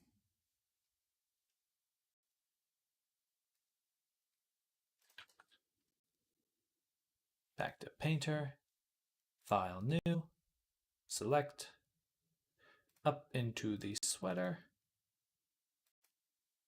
open, okay, save. Ebonhorn sweater, V1, save. Bake mesh maps, use high poly, bam, use cage, bam. Then we'll bake at 4K. I'm pretty confident with how this one's going to come out, so I'm just going to go straight to baking, save, at the high resolution. Boom.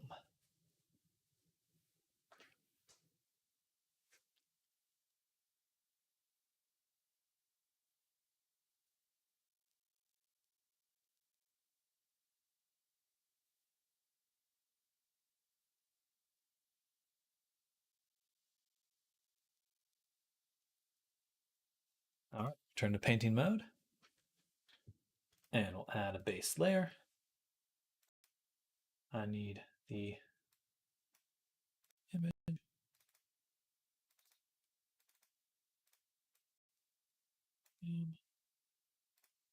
And we'll do this color. This level of roughness should basically not be rough at all. I mean, that's almost it right there. We'll add a little bit of a fabric texture. Say, is my favorite one for sweaters.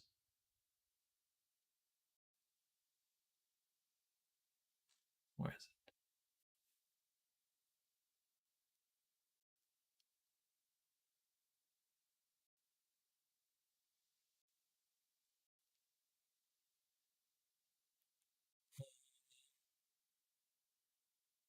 No. Where is it?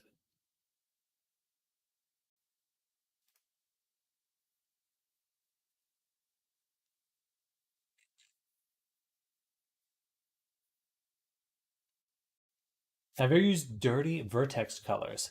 Yes, mostly I'm only working in Blender. So for certain effects, I'll use it there. Cheap ambient occlusion for sure. Oh, where'd my fabric one go? I had one I really liked.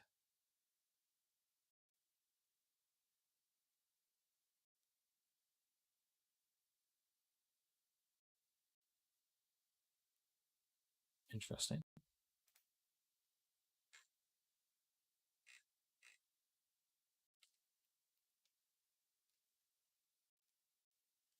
Pop my neck. Oh, we'll just go with one of these for now.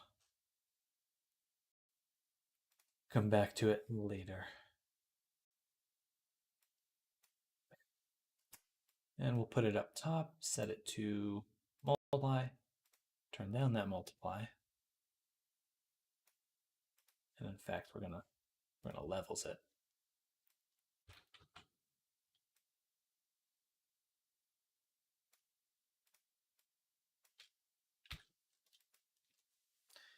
The real one is kind of furry. Yeah, the fuzzy nylon look may be something we have to do inside of Unity.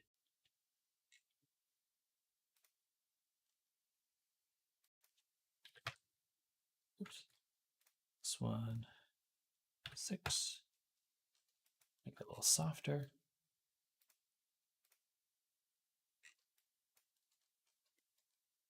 I think we'll also give it a noise. I'm wearing that exact one right now. Are you?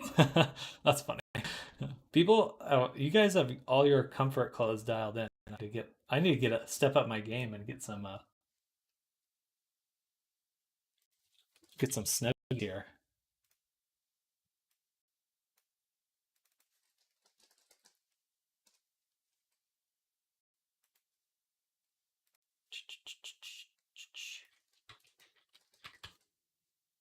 Do a blue noise.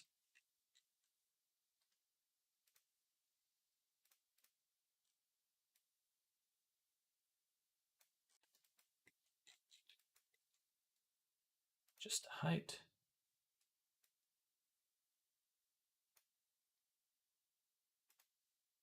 Filter. Blur.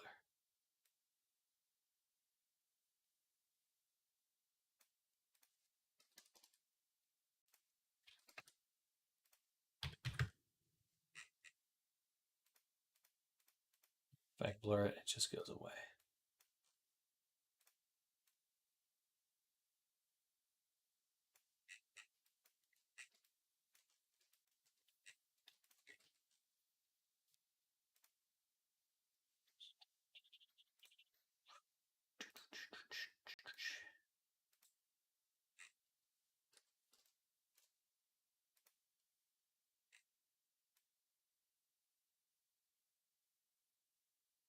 A little bit of variation. Okay, we'll come back to that.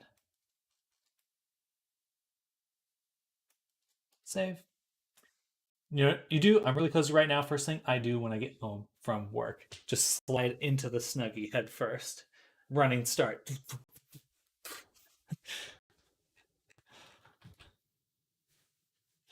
All right, one last thing to export from. Hello, Chloe. Welcome. Hello. Welcome to the stream. Let me know if you have any questions and feel free to join the Discord. And we'll go one more folder, eyes. And we'll drop that here. Ebonhorn eyes. Export. Save. New file. At least this one doesn't need any baking. Open. Then we take the eye template that I've made, drag that out,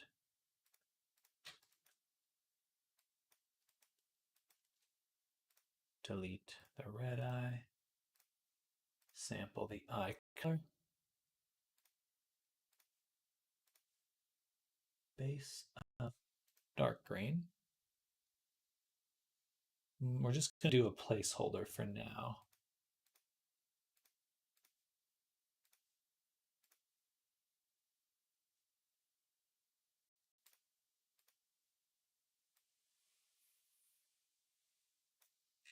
This is definitely not what the eye looks like in the reference, but we're just going to stick with this for a little bit.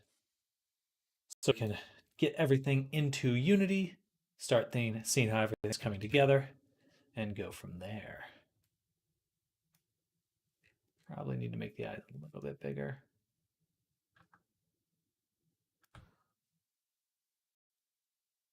There really isn't a pupil in the same way that we have one here.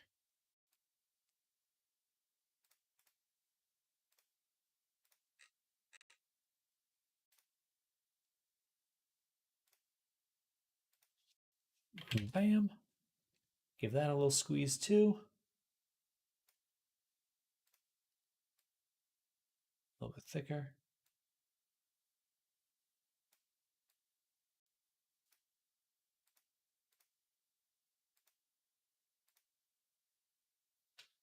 All right. More to do there, but for now, save it and begin to export.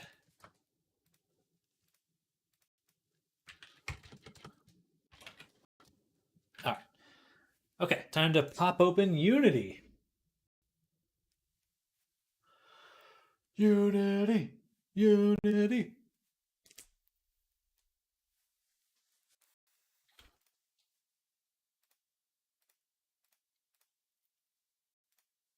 All right, it's going to take a little bit to load. I'm going to go grab some water, and I will be right back. So just one moment, y'all.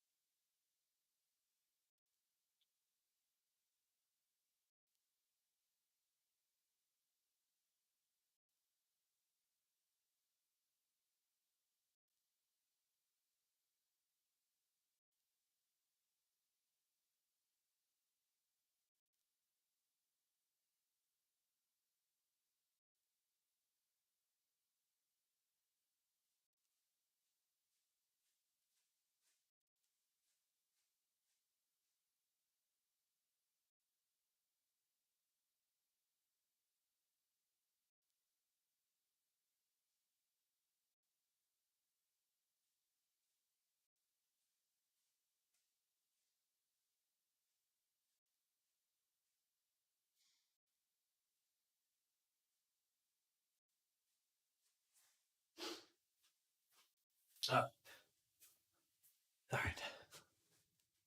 Did it crash again? So many crashes. I hope it doesn't crash. It may, though. It may. There is always that chance.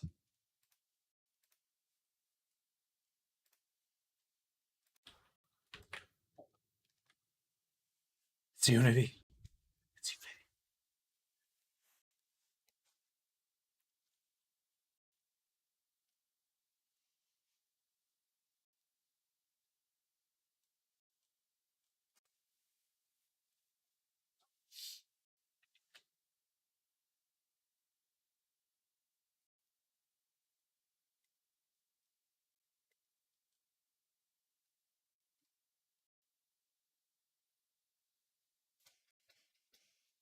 Still waiting for it to load. Anyone have any questions for me while we're just chilling?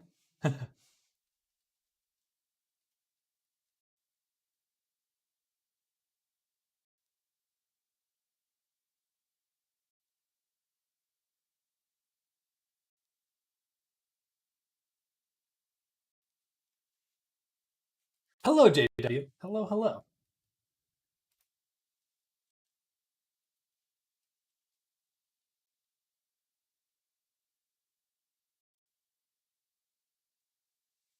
Anticipation builds. Perfect. Good timing. Let's go ahead and duplicate this. Ebon Horn, VRC Avi. Or no, actually I want.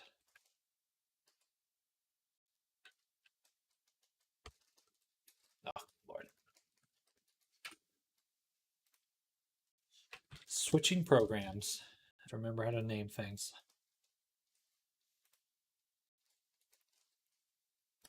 Yeah, we'll just say VRC. Seems too long.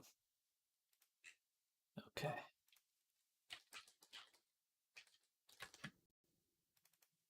Okay, we'll load into this empty scene, open this file location, copy that path, go back to Blender, which we will now, no need for a backup save just yet. All these things, export them to here. This will just be Ebonhorn. VR chat with mods, turn off.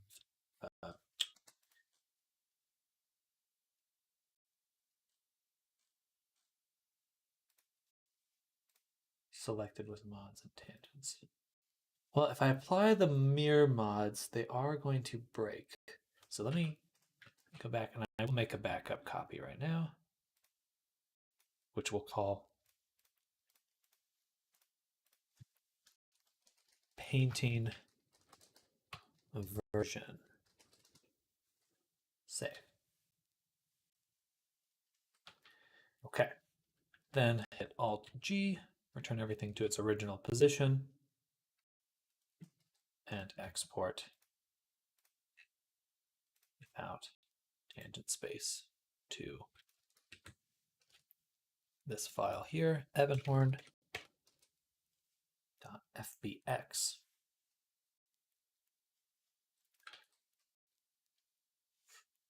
Then, bam. All right, he's in Unity now, looking pretty fly.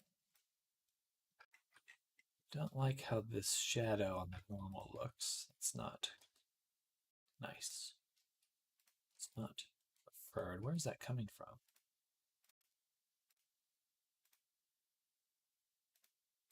It is the triangulate, but the displace, of course. Yeah, so let's make sure the displace is off for everything. It might be on for some things. It is. All right. Re-export. I was like, man, it just looks a little weird. Okay. Bam. Much better. Then what we'll do is create a few materials. 1, 2, 3. We've got body. We've got eyes. Pop, if you're here, this is kind of what I was talking about with having to remake your materials. I don't think he's here, but just in case. And fluff.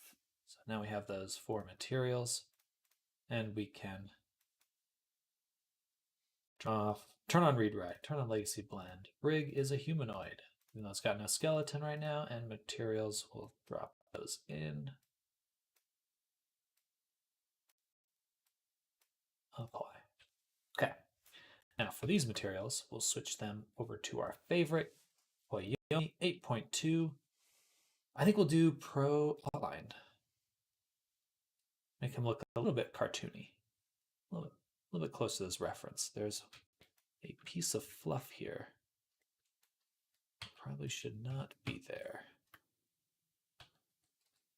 Oh, I know what those are. Those are.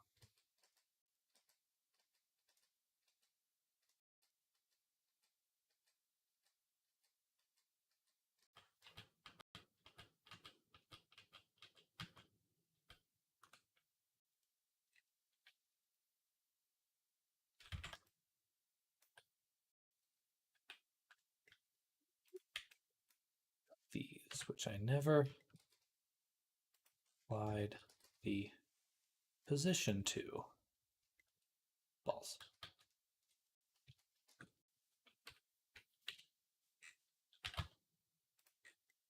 Okay, perfect. Right there.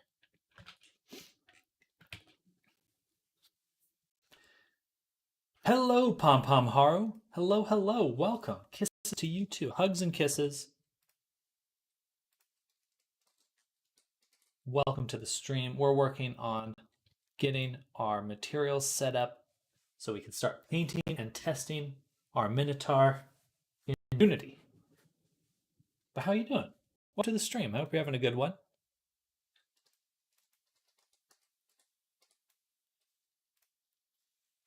Okay, now we're going to go back to here. Do File, Export Textures. Materials, Textures, Eyes. Copy this path, select the folder, set this to V4I, 4K, export, save. Then open recent, file, export. Up one, make a sweat folder, go in there, Oyomi V7, 4K, export.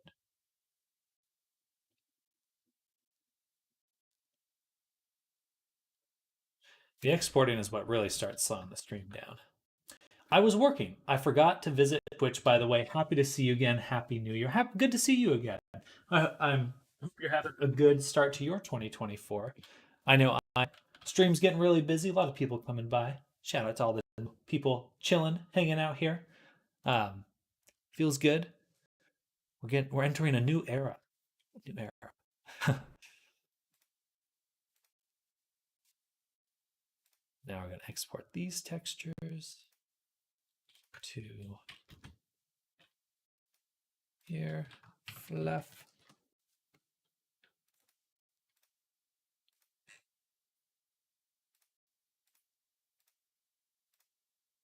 Export.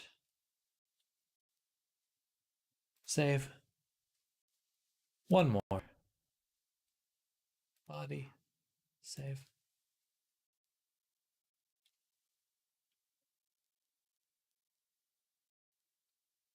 File, export textures. 2. Body. Bam. Bam. Bam. Bam. Bam.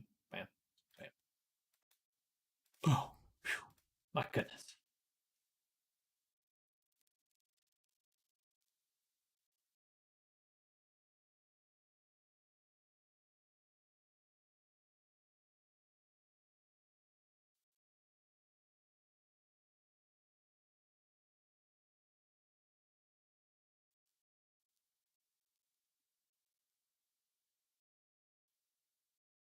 Bam. Okay. Here we go. Now I've exported all these textures.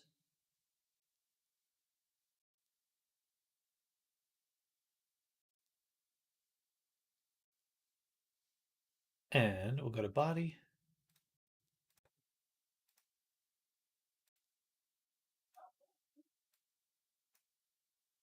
Funny.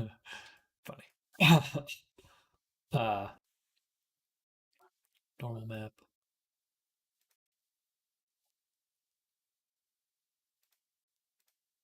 AO. Which I always set to 0.5. Looks way better. And then reflection and specular, which I should enable for all of these. Should also enable the skin shading for all of these because it looks really good. Make everything nice and soft. Back to the body. Reflection and specular is derived from our maps here. Smoothness. metallic. Then I use the AO to mask it out in those spots. Confirm.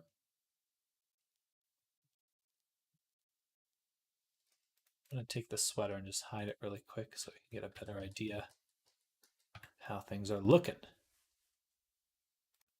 Then, is that it? I think so for now. I'll come back to that. Eyes, easy.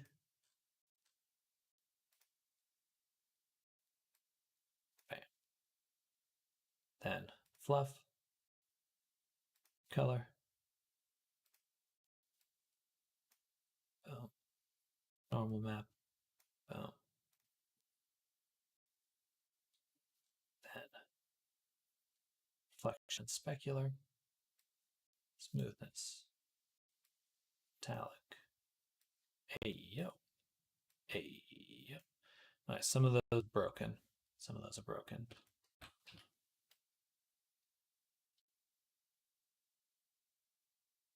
Why would some of them be much smoother? Because they're all using the same material, right?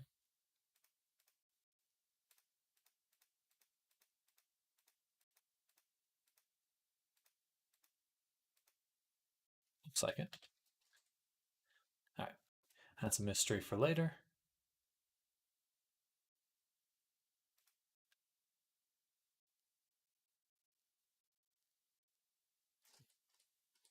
It's odd. Why would just some of them be shiny?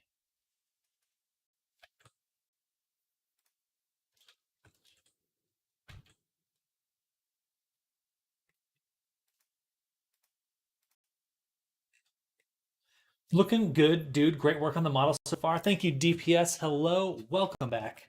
Hope you're having a fantastic day. Things are definitely coming together. We're entering the fun spot where we can actually start testing stuff.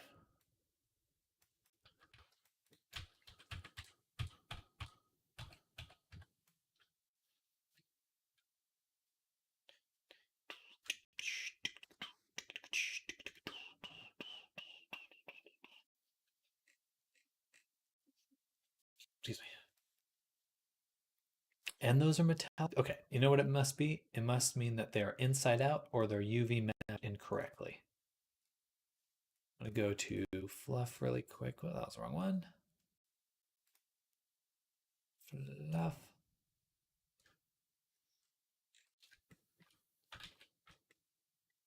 These maps are fine.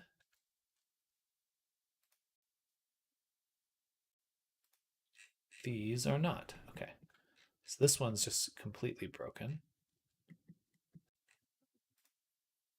I'm just weirded out that they would have different smoothness at all. They should be the same roughness. 100%. I must have put the wrong map in there. Probably just grabbed the wrong things. So let's try that again. Smoothness, metallic, AO. AO. Okay, yeah, that's much better. It's like, what the heck is going on?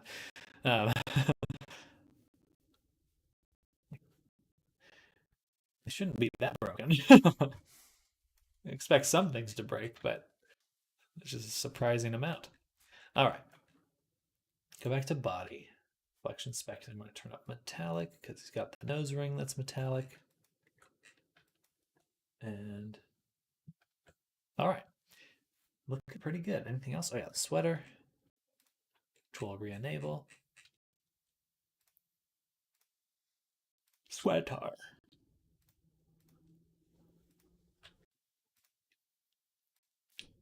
Boom. Boom.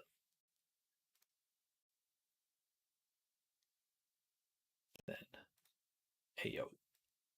Boom.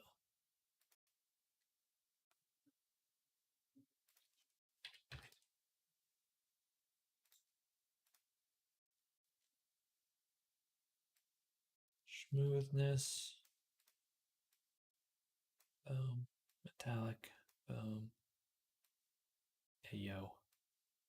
Ayo.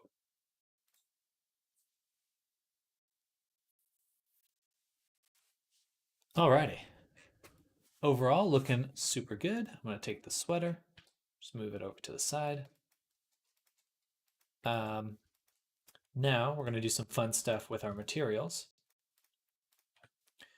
So a few things we can do right off the bat that I think always makes things look good is go to our rim lighting.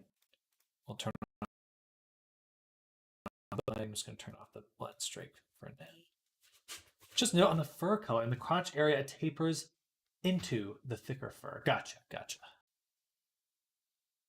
And then we'll set multiply. Gonna give him a little bit of that.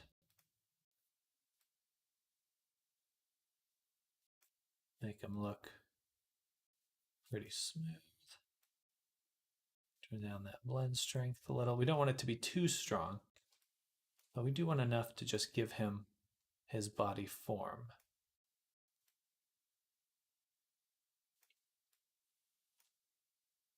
Then go to our other lighting, which will invert.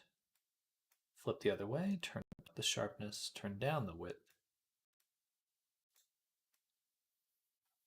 Something like that. Blend mode, mix color, blend strength, just turn it up like right there. And that just gives them a lot of form. Looks super bueno. Then we're going to mess around with one final touch, the outline. Make 50-50 color, main texture mixin'. This guy is definitely inside out right there. There we go. Looking pretty sharp.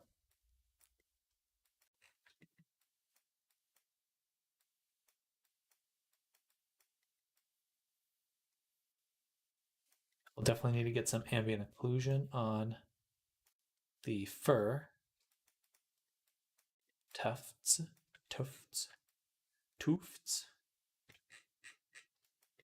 And let's check the color. Let's see how he holds up against reference image.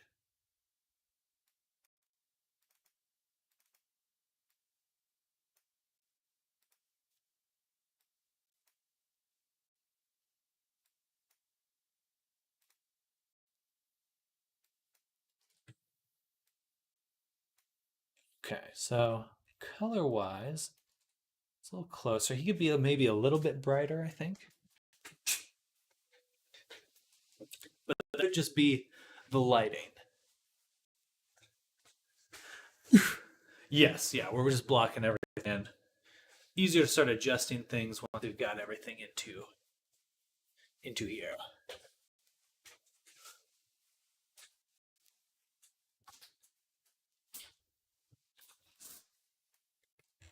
All right.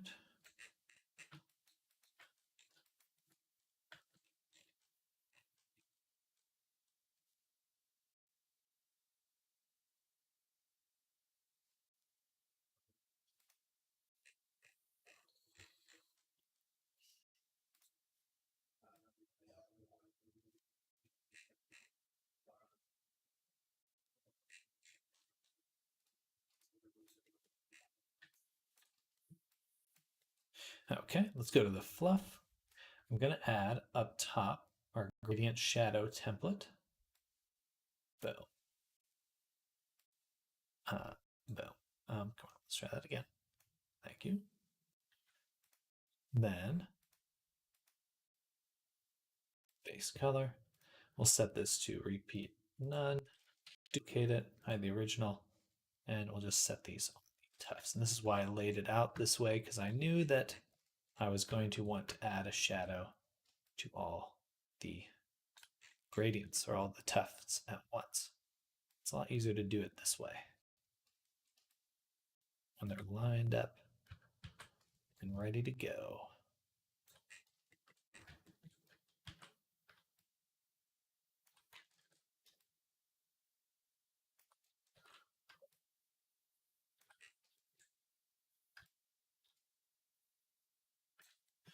And then on top of this, we'll add a levels. I'll also need to add an ambient occlusion channel. Layers, levels. Don't want it to be quite so far up. But now we can fur up. But now we can adjust that all together right about there. So save and export. See what that looks like.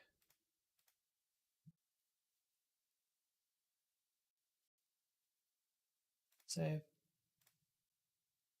Boom.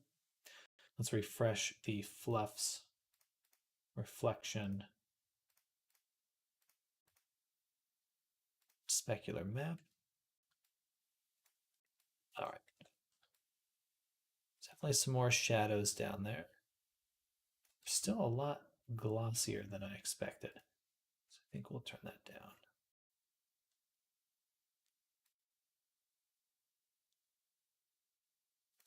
Yeah, I think I'd rather hit them with like a matte cap texture or something.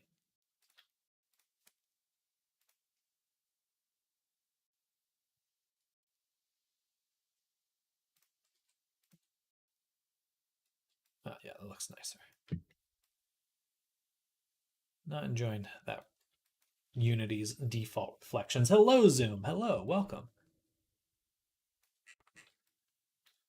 Those look nice.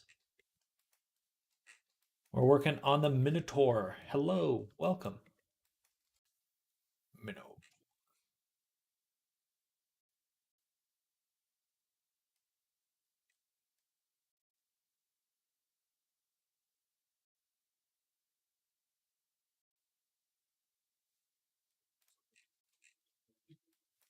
Minotaur. Minotaur.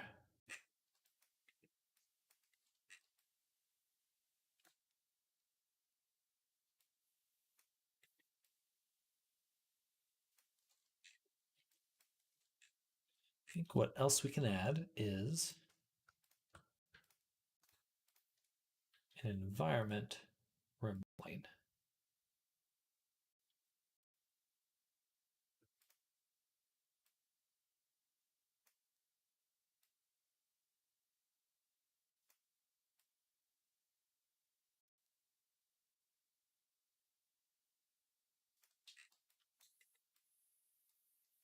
I'm also going to just switch up lighting. It's always hard to judge a character with just using the default skybox.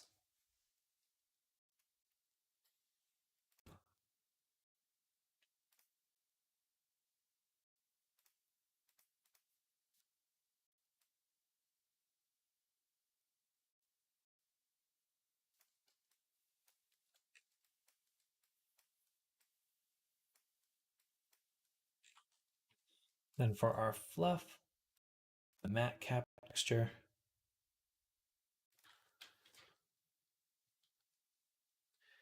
Matte cap.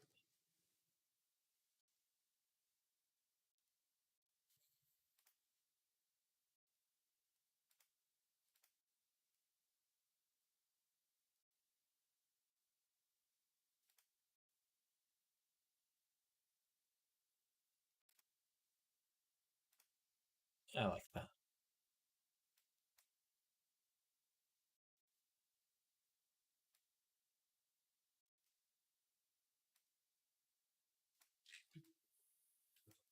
A little too glossy.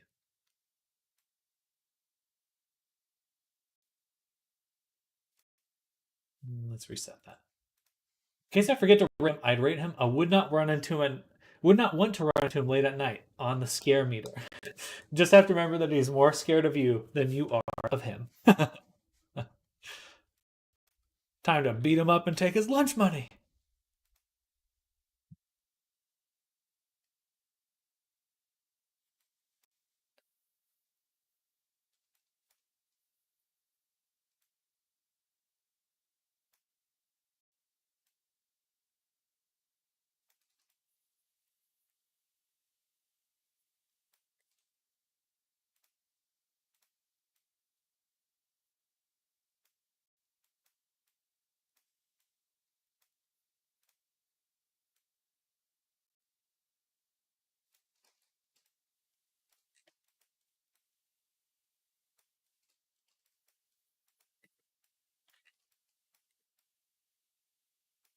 All right, nice.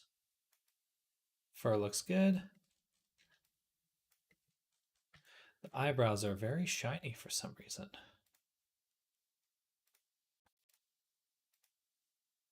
I'll have to press X on that one. You're gonna beat him up and take his lunch money?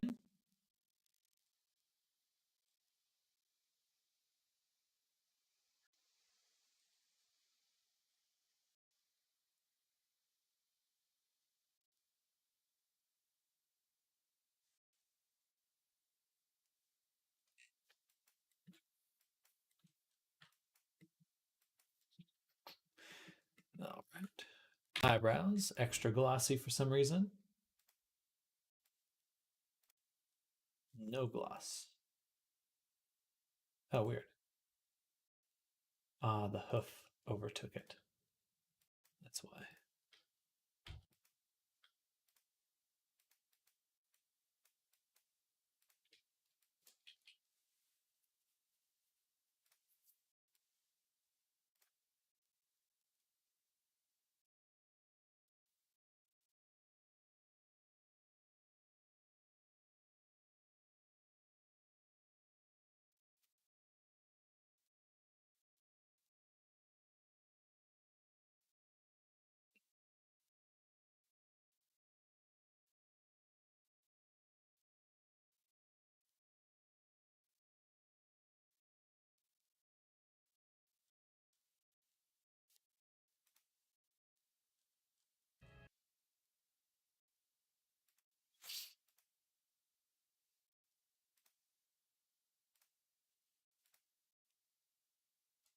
And then refresh the reflex specular on the body.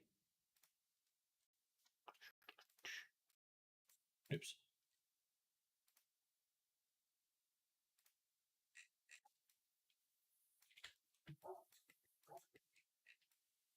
Nice. All right, definitely some of these are going to have to be flipped around and resituated. This one's just straight up broken in here. Everything else is looking pretty darn good, though. Let's try one thing really quick. Right now I am using the Poyomi Pro.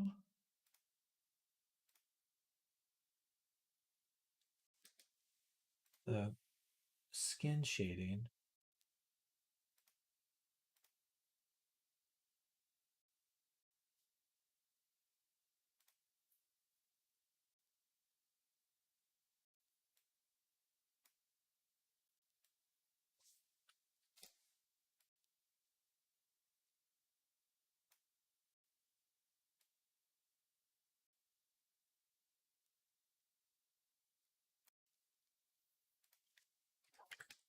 This dog is just barking and barking and barking. Annoying. Annoying.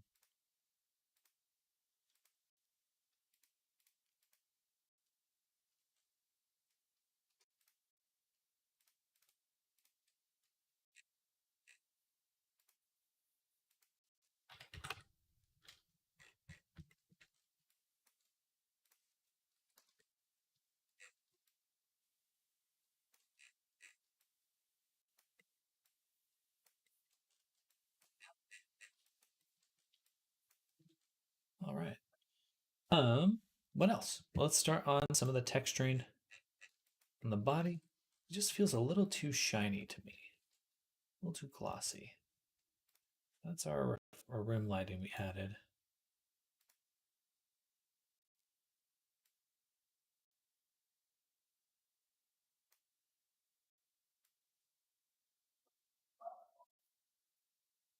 I actually like that a little bit more. The really dark edges.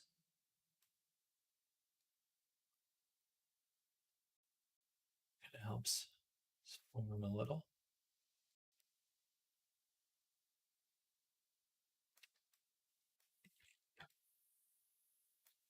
And then the rim lighting here, I think I'll make it a warmer color.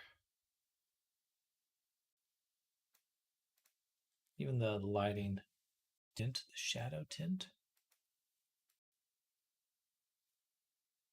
Light. so blue. Just comes off as a little blue. A little gray and blue. Don't like that.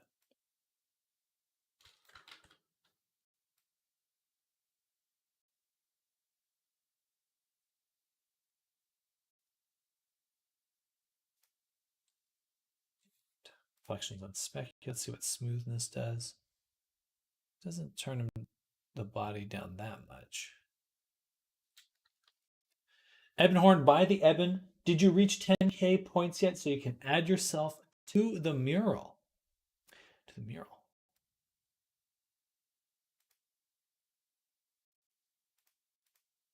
Set that one. Backlight.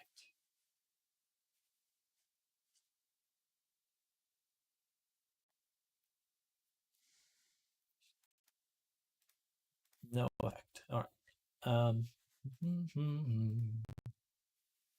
I did, but I think Sam spends enough of his day as it is.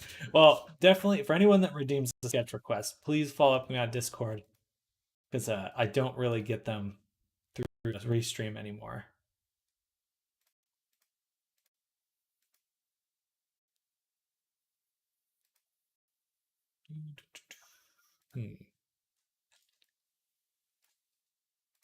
Just my lighting that's weird.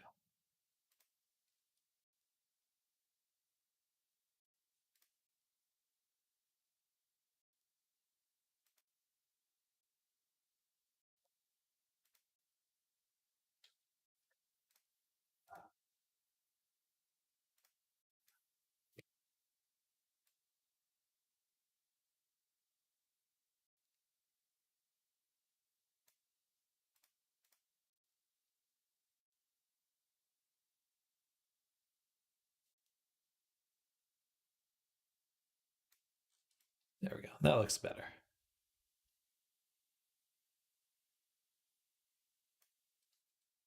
I feel you, but you should at some point. Yeah, I would definitely be down to do that, Evan.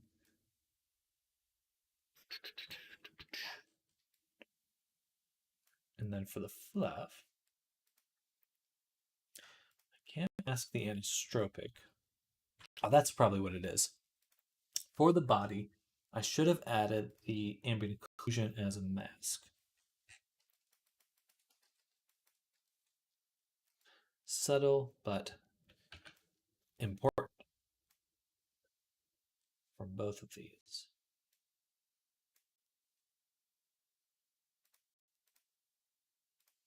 Definitely with fluff.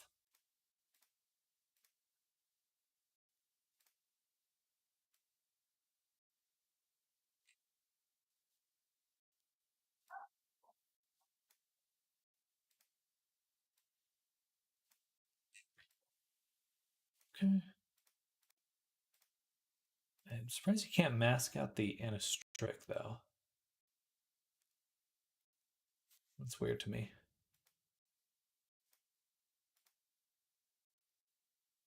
Oh. That would do it. Oh, yeah. There we go. Much better. Still some more tweaking we need to do to get these to look a little nicer, but AO feels good. Make it half the value. Yes, yes.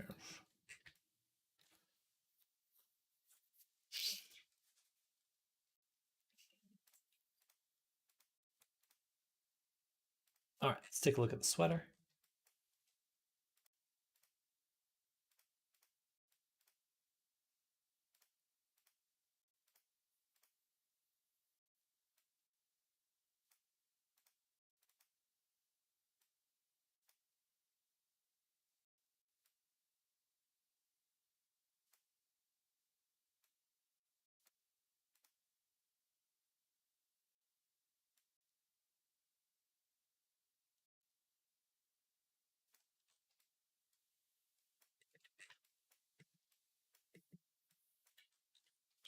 Perfect. Oh, weird. Metallic. Metallico.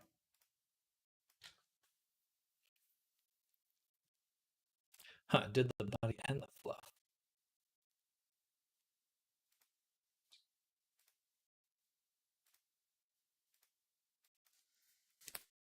tell where those.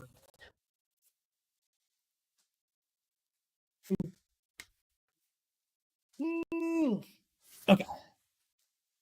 All right, well, let's just go back and start doing some texturing. So, did I close the reference again? I did.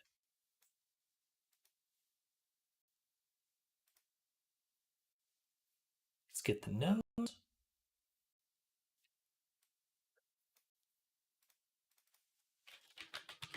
And we'll start with a path. Call it nose outline.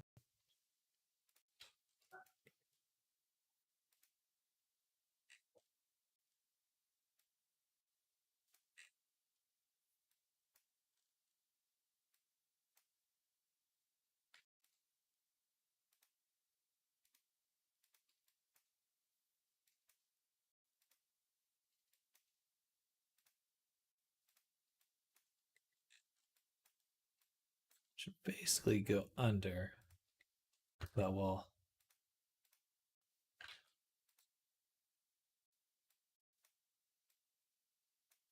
probably put this below the mouth so that it doesn't interfere. Okay, then I'll add another paint, which will just be nose fill.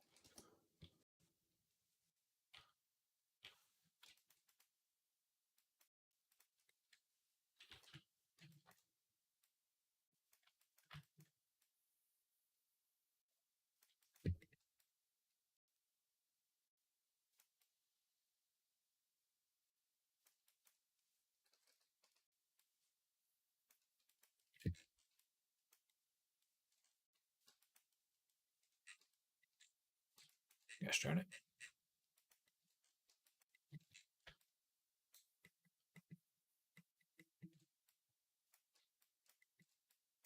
Bada boom. Okay. Fill that in. Sample the actual color. It's quite dark. Should be a little bit sharper on the edge of the nose.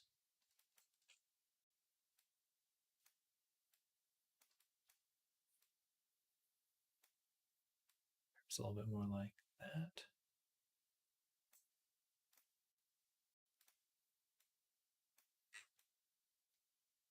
Too far out. Too far out, man. A little bit more like that.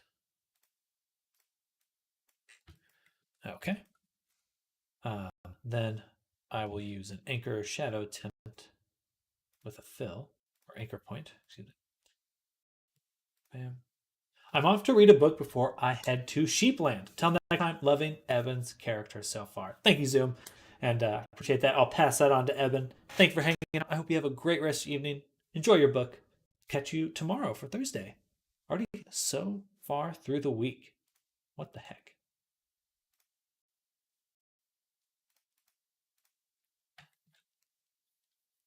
What the heck?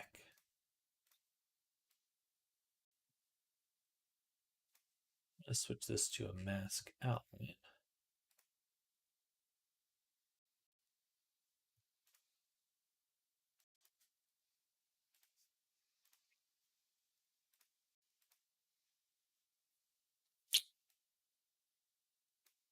I guess a bevel's fine.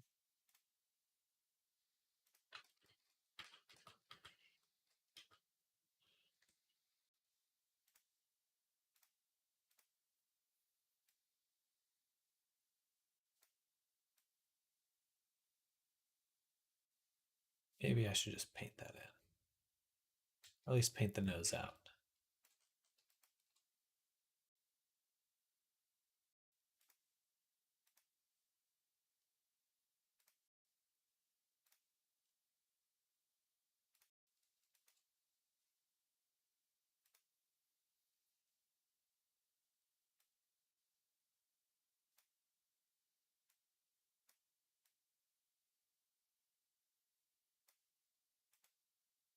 We will put a blur on top. Set it to linear dodge. We get a little bit more on the inside. And just adjust that color a little so it's not quite as dark.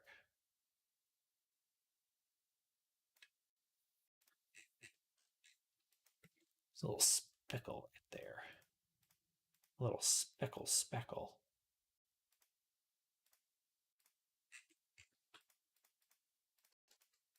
Huh. What is that from? It ain't from...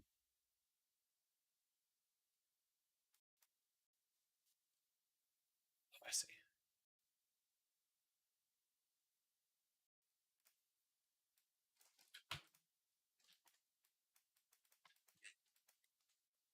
Yeah. And then let's also adjust this outline. This spot should be further in. A little bit more like that.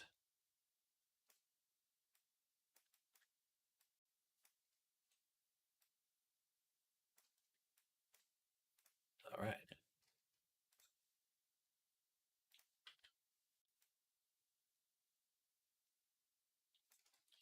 Set it to your dodge.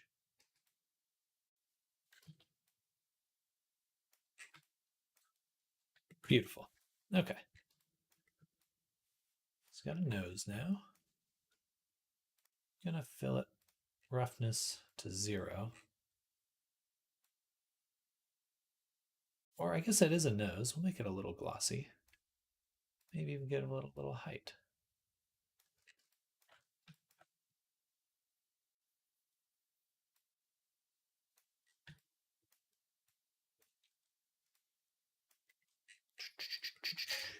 All right. Then I'm going to add a paint layer to the top.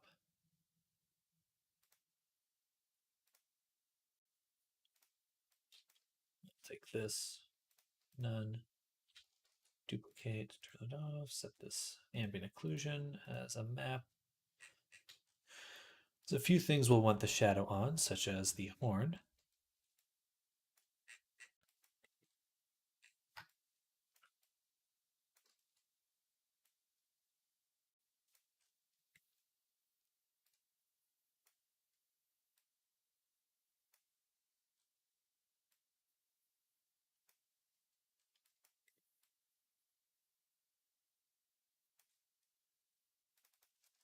Horn.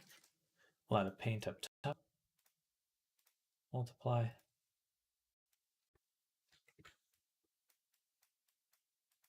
Make sure it's not affecting anything else. Beautiful.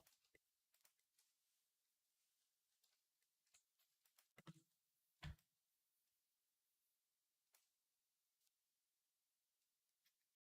few other objects we need. I'm going to make this one a planar projection.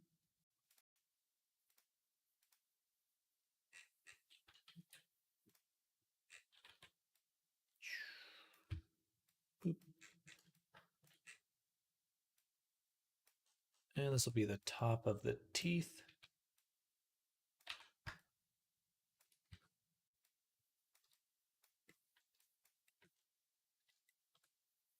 I think.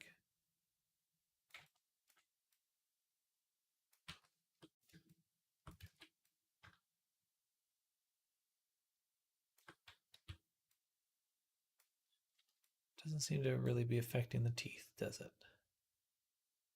Why would that be? Mouth is down here. Because I put it below the paint layer.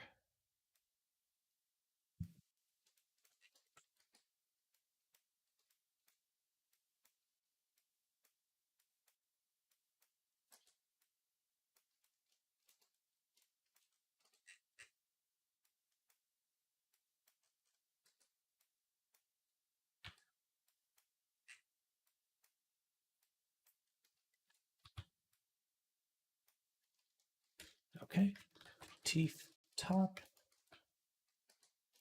flip, down, and teeth bottom,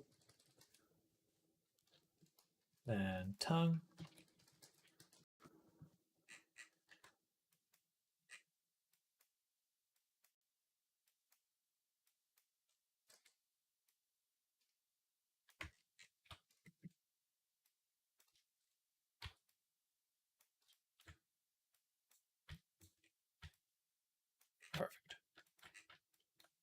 Save. Lastly, we'll take one of these horn. That's what we'll call mouth interior.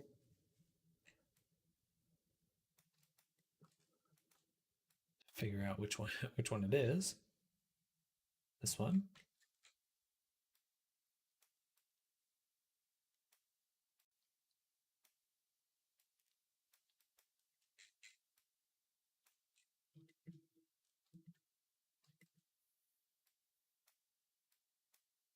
We'll have to introduce to the mouth a height layer, and then set the height in the mouth to replace.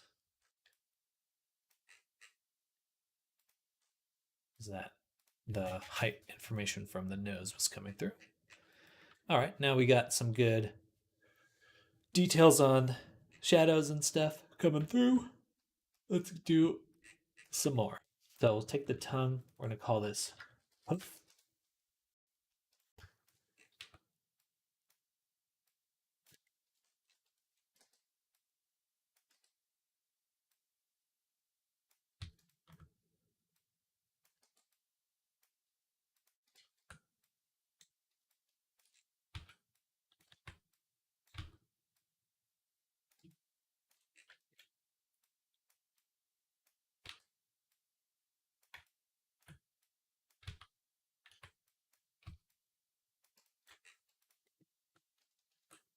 And we'll call this one foot, which may not make a lot of sense because, anyway, put it right there. Doesn't have toes or foot.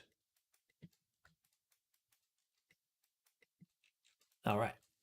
Now,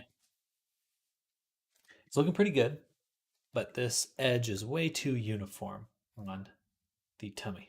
So what we'll do is first we'll add an anchor point because we'll extract that in a second. Next we'll add a filter, blur, set to linear dodge. So I like when you can have the edge and it's still blurred a little bit. That looks nice. Gives it kind of a glow, which looks cool. Awesome.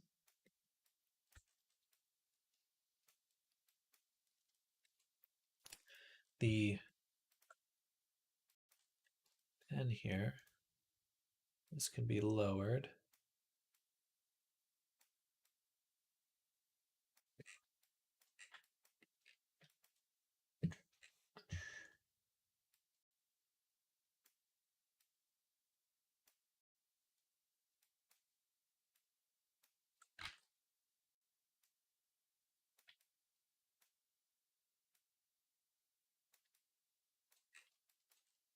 Awesome.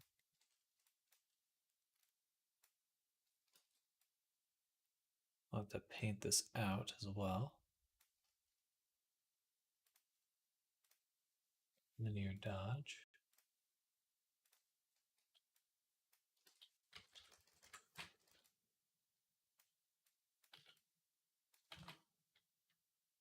Gotcha. Oh, I could put them all on the same layer. That could get confusing. That could get really confusing.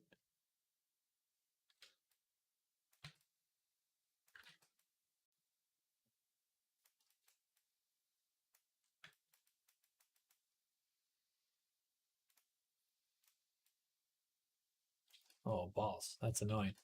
Okay, let's back up a few steps. Pen. Because I want to be able to adjust that, but I have to make sure that I erase it on the right layer. Otherwise, that can get very devious to work with, which is annoying. Okay, and then this edge, the lighter portion, does go further in, so hide that for now. It should be a bit more like this, right along the groin. Oops.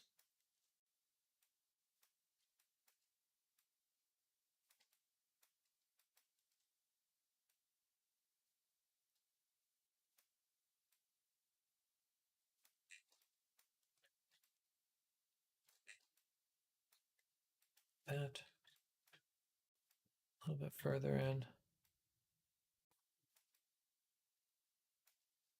That's fine. Go back to the fill. I'm just going to lower the opacity so I can tell where it is.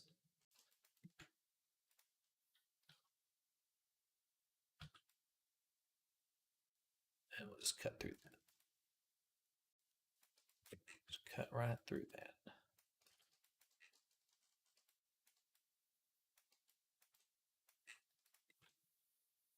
All right.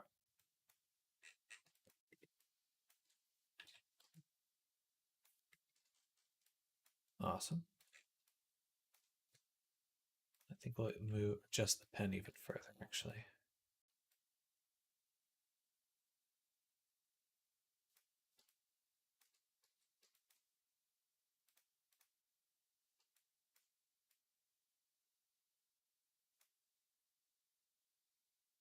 Fill.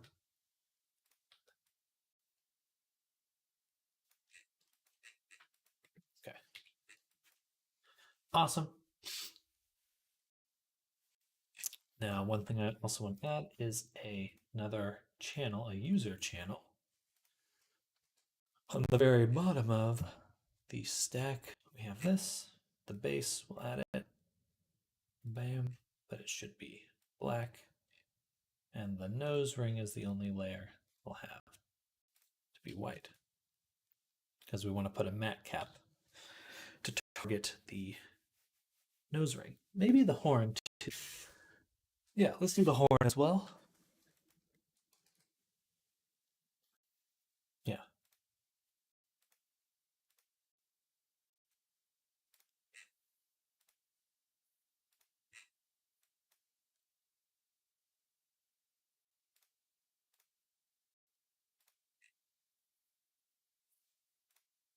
User one. Now the horns are isolated.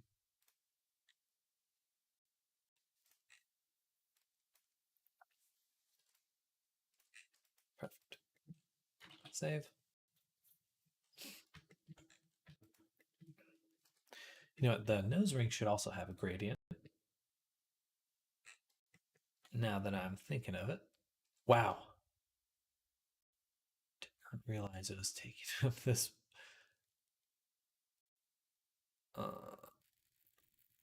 I don't want to go back and redo how much, but the nose ring is taking up quite a bit of the map. That's okay. That's okay.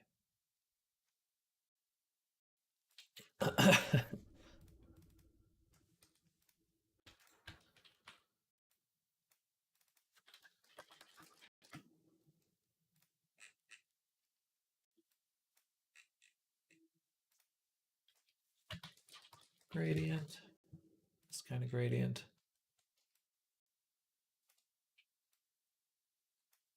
Seems like a lot of your resolution for something so small. It is.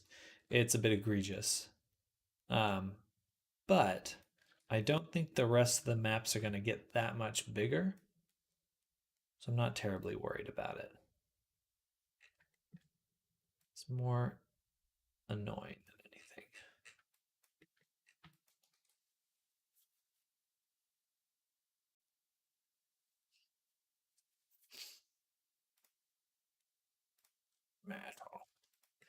Metal. All right. I think those are some good changes. Let's export these textures and take a look in Unity.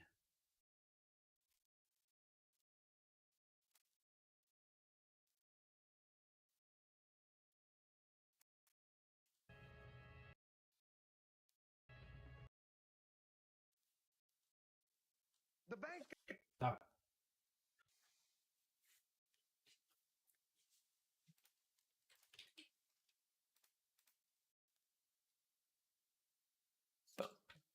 Okay. Then for the body, rebake the reflection specular. Perfect. Horns look really good now. Just a slight gradient on them can make it look real sharp.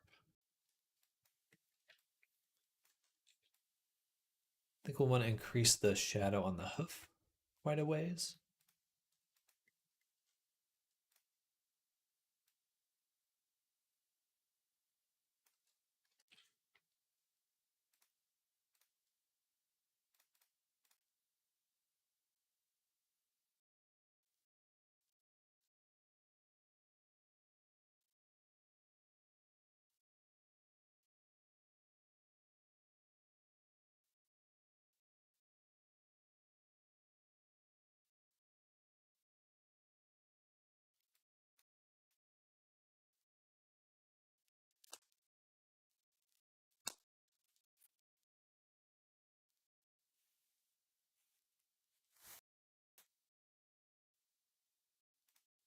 There we go. Yeah, much better. Look at that. Just that subtle gradient in there just makes it feel so much poppier. Just pops now.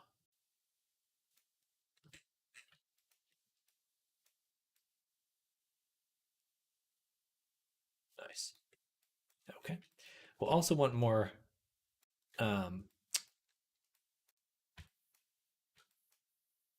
shadowing right in here. And I think I have a way to do that. So what we'll do, so we're going to make a substance file just for one thing only.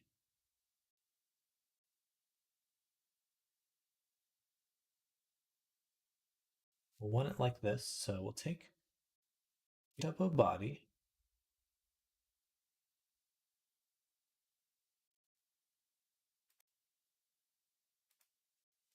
topo body. So now let's go back to the painting version. Recent, open, painting version.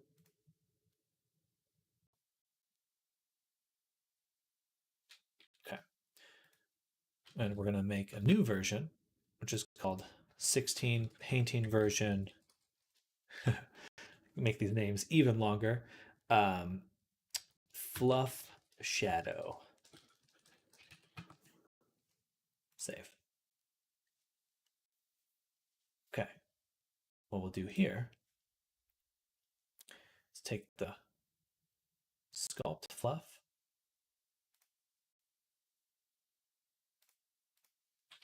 take all the sculpt fluff and return it to its original position. Excuse me.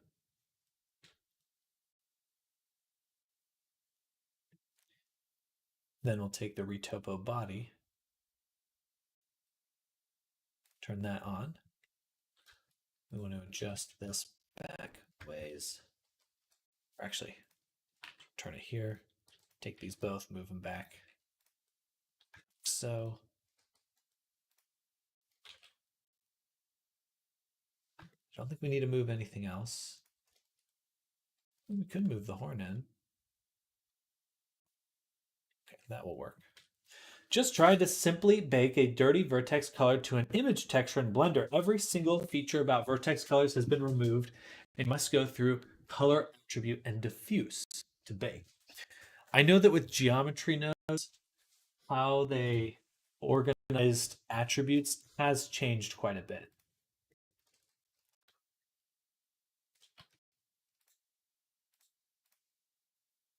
What that means exactly, I'm not sure, but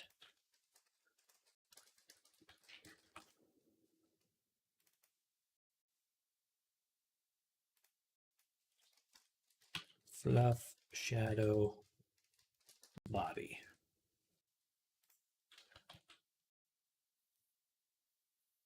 Hide that, take sculpt fluff, export, and this will be fluff, shadow, fluff.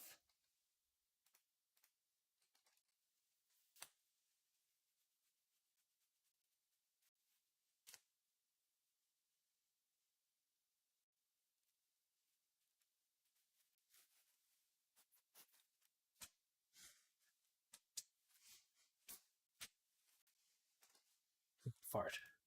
Take that.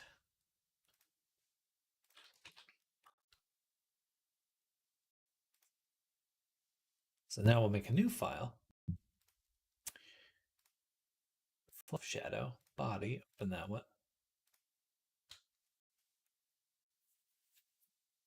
Then we will file. First we'll save.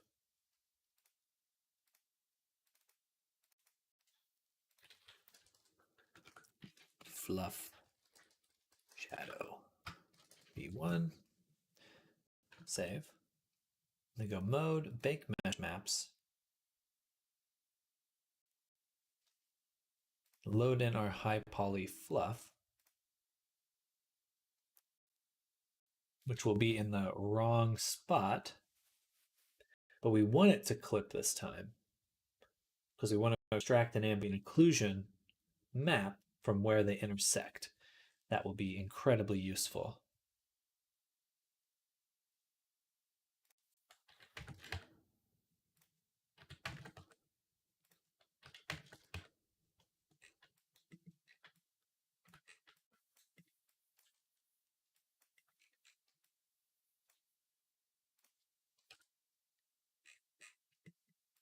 I'm not sure what 0 means in this context, but we'll try that first. Save. And all we want to bake is the ambient occlusion. Bake.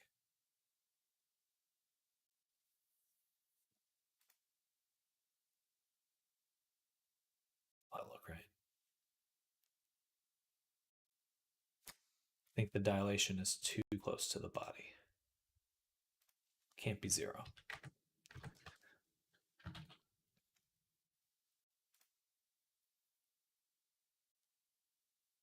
Still broken. I'm not using a cage. Try that one time. Bake. Huh. Why is it breaking?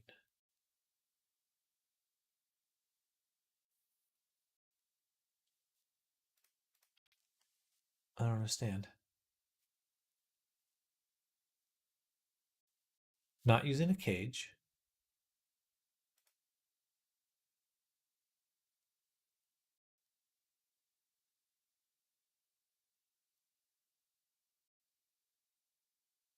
I want to use a cage.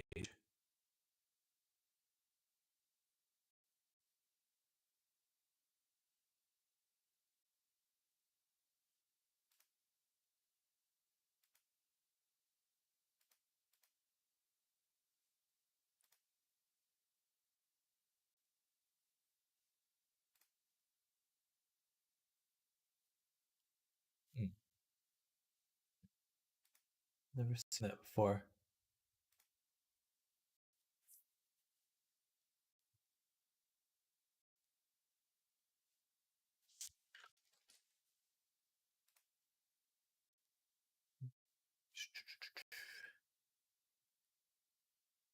Edit. Project configuration. We're using the body. I exported the body with Substance Painter V2. Body. Export, save. The displacement is not on.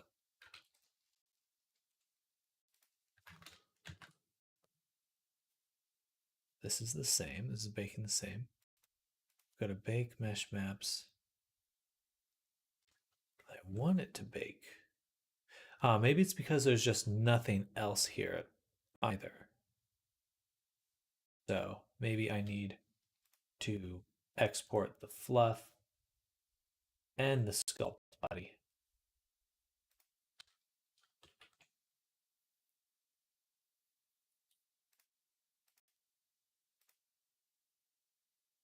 This fluff and this body as the high poly. So we'll try that again. Fluff high poly.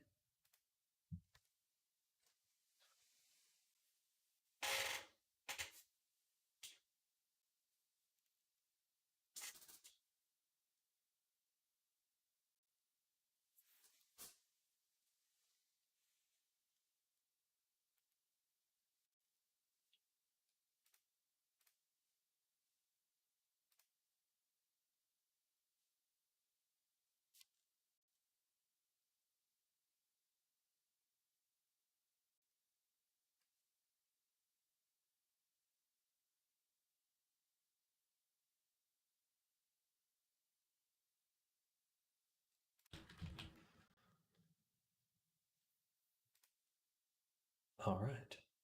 That's the wrong stuff.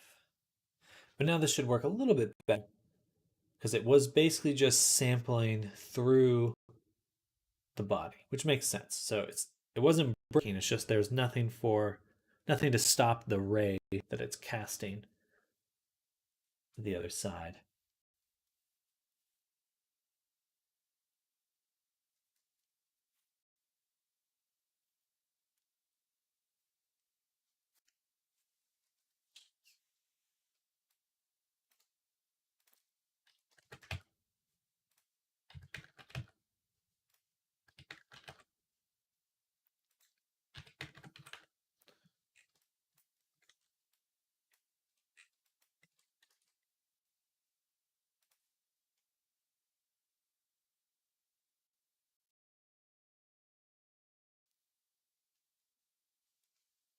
Oh, okay.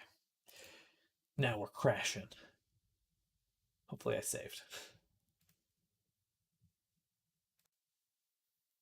I should probably close Unity while we're doing this, actually.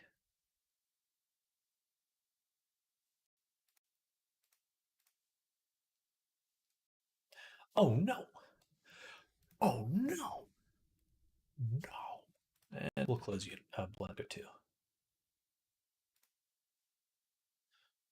Really, the issue is the viewport size for the when it's baking, it's trying to like visualize it. No, it's a bad way to go.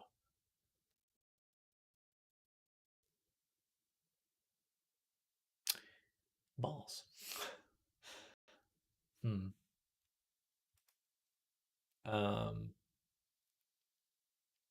I could probably bake it at a lower resolution because I'm gonna blur it anyway. But blur it. I'm gonna blur it anyway.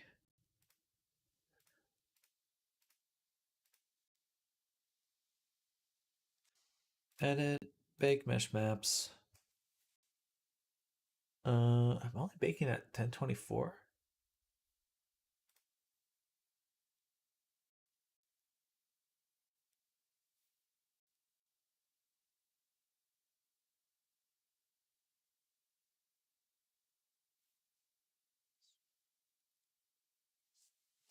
Save. Let's try that again. I'm gonna turn off my microphone actually.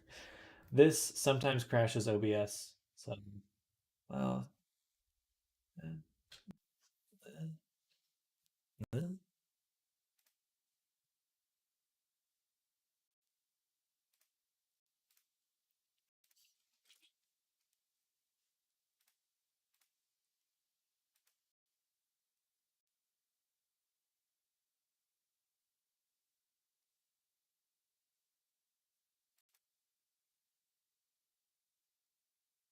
no anti-aliasing. There's diffusion. Please don't crash.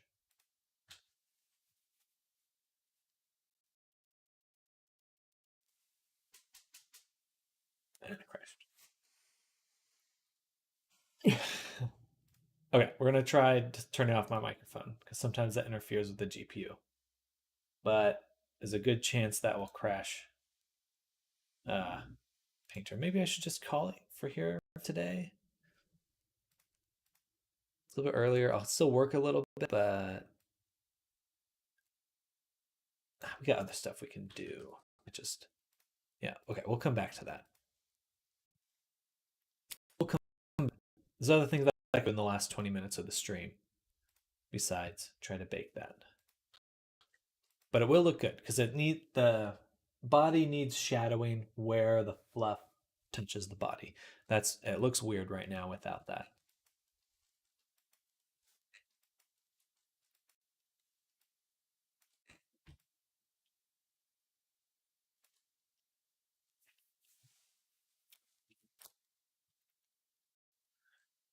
Okay, and let's go ahead and we're gonna get the matte cap done for the horns and the nose ring. Make that look shiny and metallic.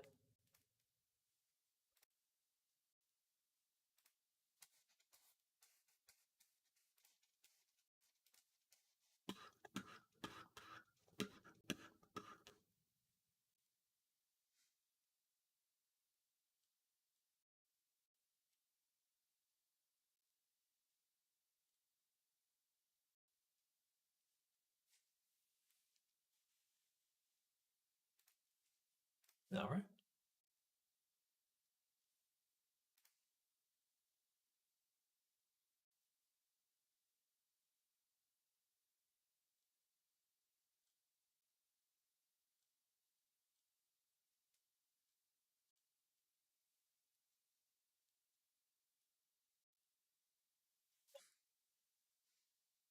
Let's wait on Unity. Loading, loading, loading.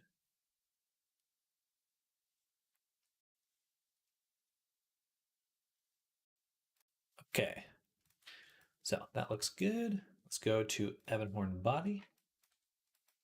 And for the matte caps, we'll first enable this one. Give it the mask A mask. And we'll use the gold matte cap. It's very good. This one. And get rid of the replace blend. Instead, turn on a add blend and a multiply blend. That gives it a nice look. Nice. Then we'll do the horns. Mask B.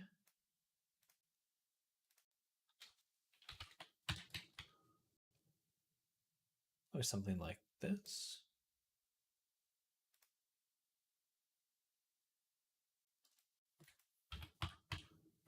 I don't really see anything. But it's because I had turned it down. I want to do an add blend. That'll just give it a nice little shad, like an extra highlight that it wouldn't have otherwise.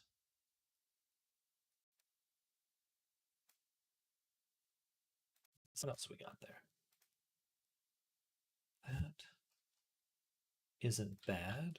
Kind of matches the color as well.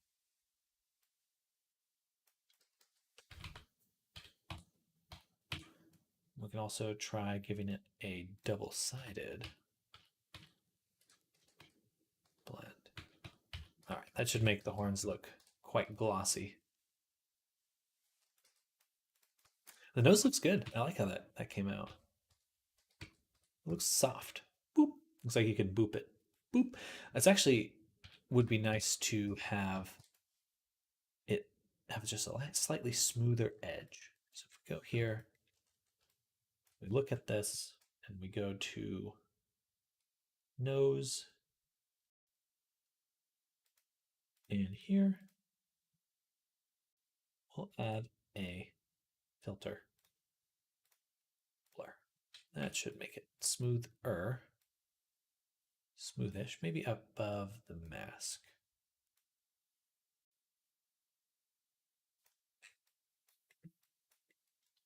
Give it a nice little gradient.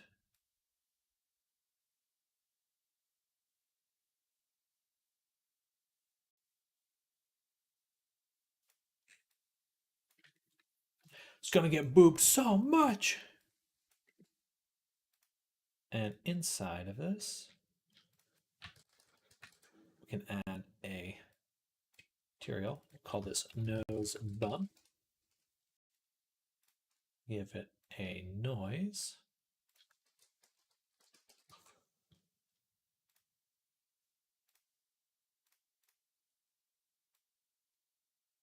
Just a little texture. Just a little texture to it.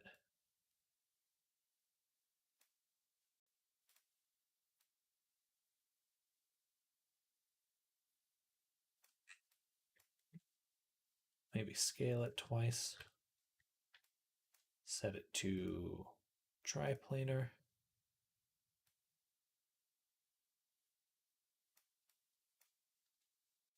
Turn it down a little.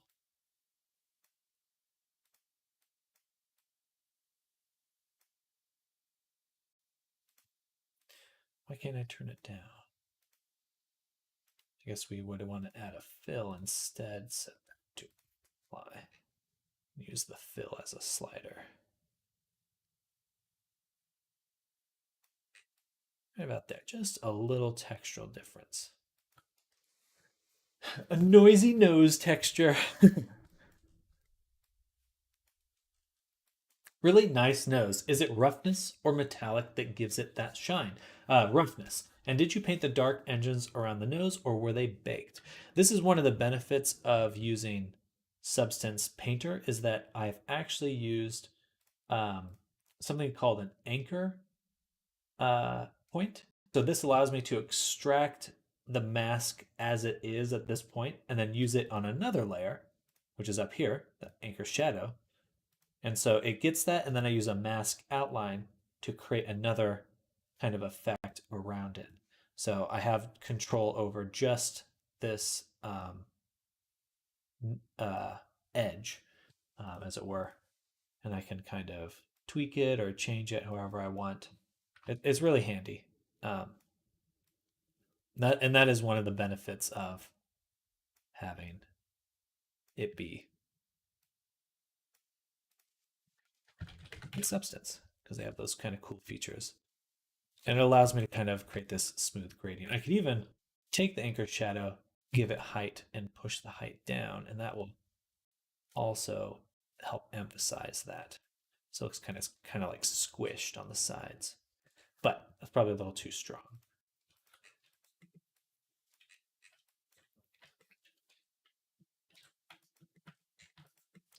Probably a bit too strong. I also want to hide the gums here. So I'm going to copy a gradient shadow.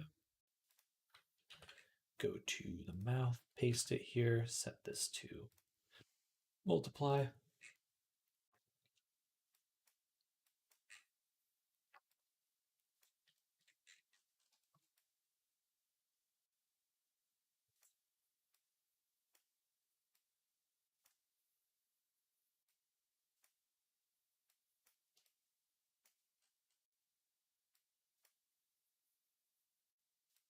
And this is why I square everything. Just makes it a lot easier to do stuff like this.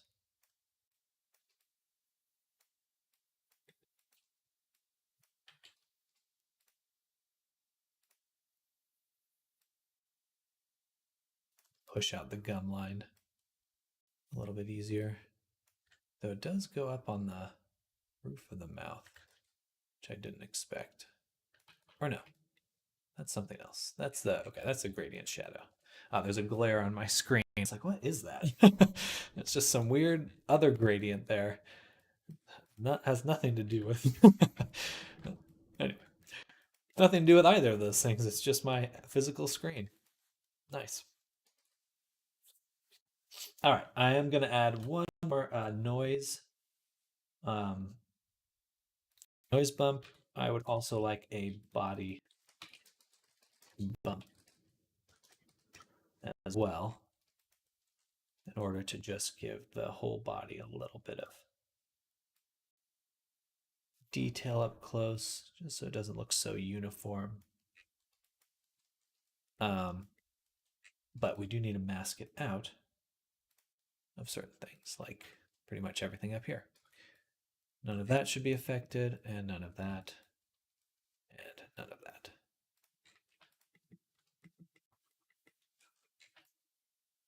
Also probably, no, the mouth we already fixed. It won't get affected. Save. File. Export. Textures.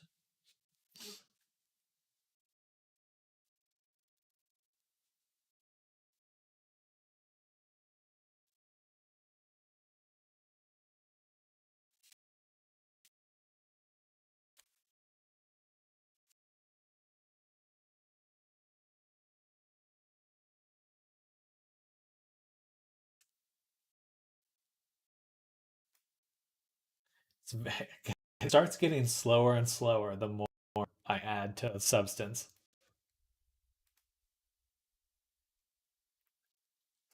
Nice. Extra boob. Extra boobable. Wah, wah, wah. I think I want a little bit more shadow on the nose ring. So we'll go to our gradient nose ring.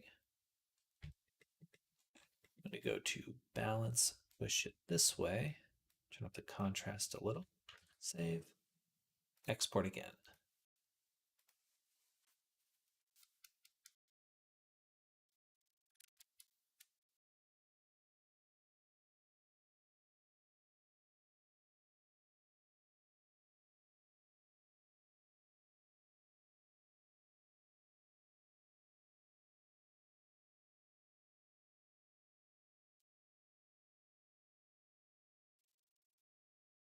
Real. Come on, substance.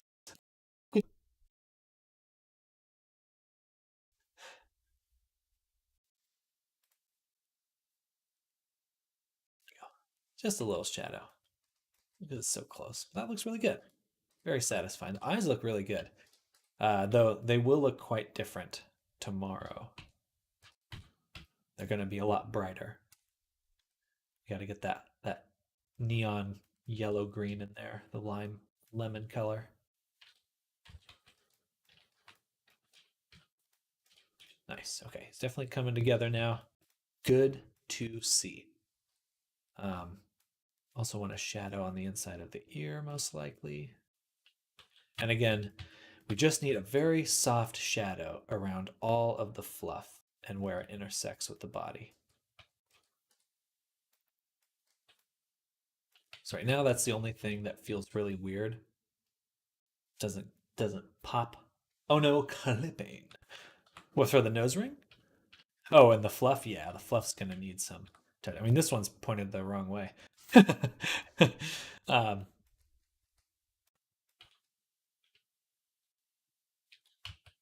And then we can also smooth the tail, but that's a blender thing. Fluff through the ear. Yes, yes. It'll still happen no matter what, because ear's gonna flop around. Internet. So bad. Okay. Evan. We're gonna add a data transfer to the tail. Hello, my brother. How's the creator going today? It is going very well. Very, very well. We now have the character in Unity and texturing, or starting to texture.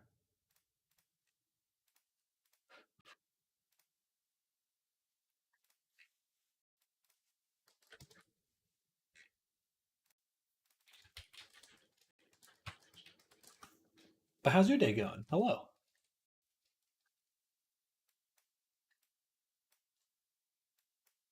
Hope you're having a fantastic Wednesday. This may not work very nice because it's right on the butt. Let's see.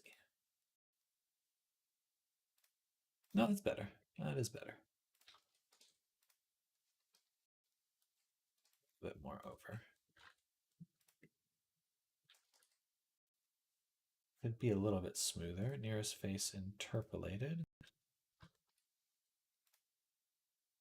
Projected face, no. Nearest corner, not great either.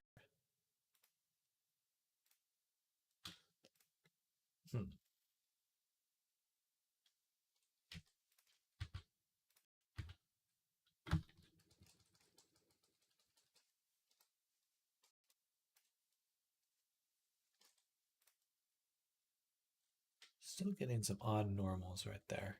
But let's see what it looks like in Unity.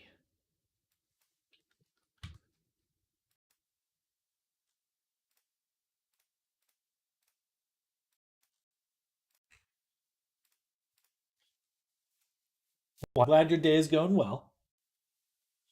And you got here just before the end of mine. Wow, look at that.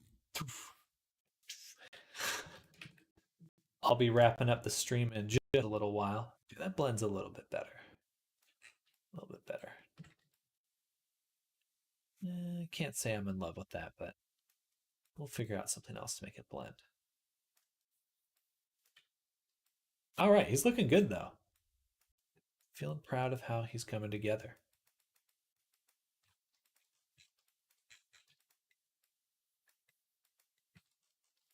This could still use some nicer smoothing. Maybe a little bit of texture on the edges of this here. So we'll go into body lighter color. Above the blur, we'll create a filter warp. And source, we will tile 4 times. turn down that intensity because we just want it a little bit for the most part. Just break it up so it doesn't look so uniform. And you know what? Lastly, also get an anchor shadow template. Pull it out. Delete this. We'll call this BL highlight.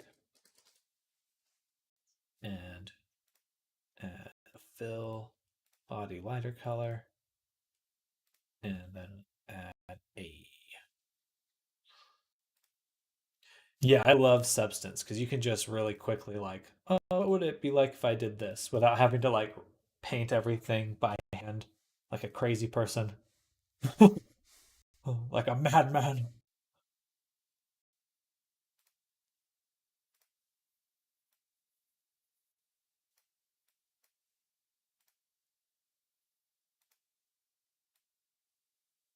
I should be able to get that color in here because I'm using the fill body lighter color mask with a bevel set to subtract. One of these should go punch into that color. Huh. Why isn't that working? Because it ended up in the nose folder. And it needs to be pulled out into its own layer. Hey, that's what I do. Insanely tedious. I'm more power to you. More power to you. There we go.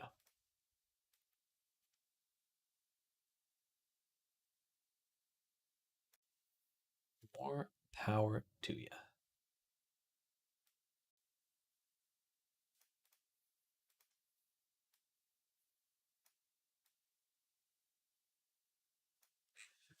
And that's a little too bright, but I think if we set it to overlay, we'll get a nice little, maybe linear dodge instead. Get just a nice little pop.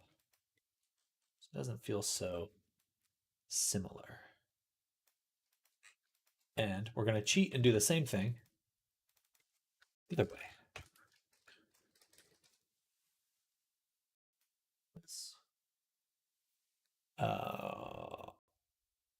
Inverse subtract. Set this to be dark, normal, bam. Definitely way too strong right now, but you get the picture. We do something like this. Just going to turn up that smoothing a lot. Get a nice little pop. Probably too strong at the moment, but it does help us get some visual interest around the border of that fur. It's just not so same.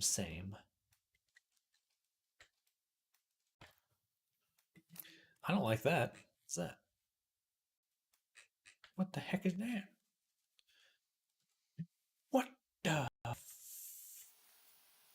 must be from the nose ring. Yep. But yeah, if you can find good filters and stuff like that, oh, it makes all the difference. A lot of art, especially as it gets more technical or more tech oriented and digital, is just understanding the patterns and like seeing there's like you can see a pattern in real life and then use some sort of generator to make that pattern for you. It's like, I don't want to do that by hand. We'll use some sort of a pattern for it.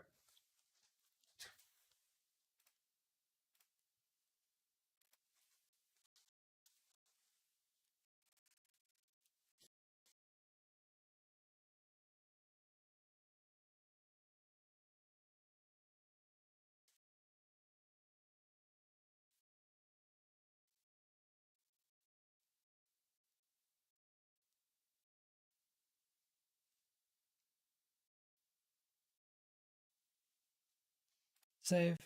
Bam. All right, much better. Subtle, but improved.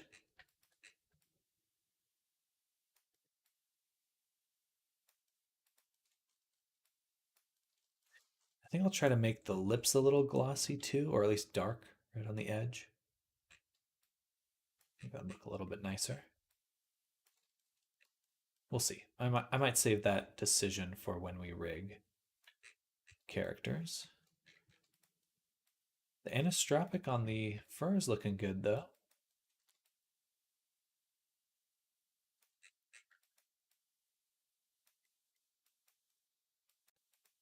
All right, I'm feeling pretty good about how everything's shaping up.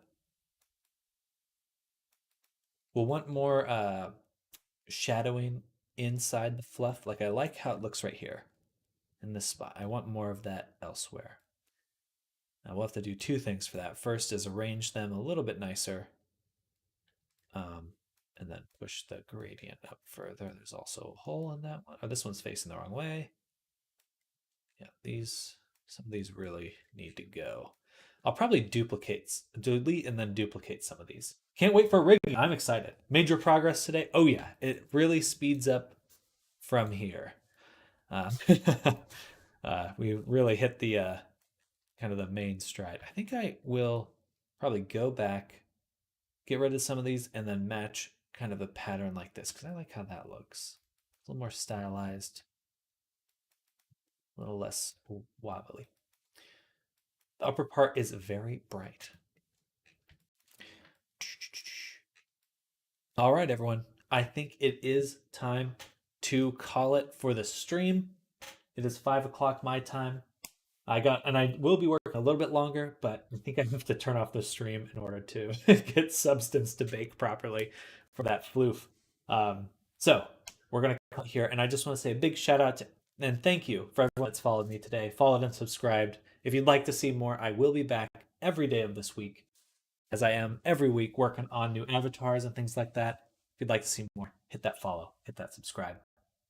But it's time for me to go get some food, enjoy my evening, and I hope all of you do the same. Enjoy your day, enjoy your evening. Thank you again for hanging out with me. Thank you for making my day, supporting me, chatting with me. It really is the best. And you guys make my day every day. So I look forward to hanging out with you all tomorrow. JW, you have a good one. Magnus, you have a good one. Axes, Eben, thank you all for hanging out with me. Hope you have an amazing day. And we'll see you tomorrow or evening. I know some of you are probably just about to go to bed. And we'll catch you bright and early tomorrow for more baking. More UV mapping, more baking. But this time for the dragon.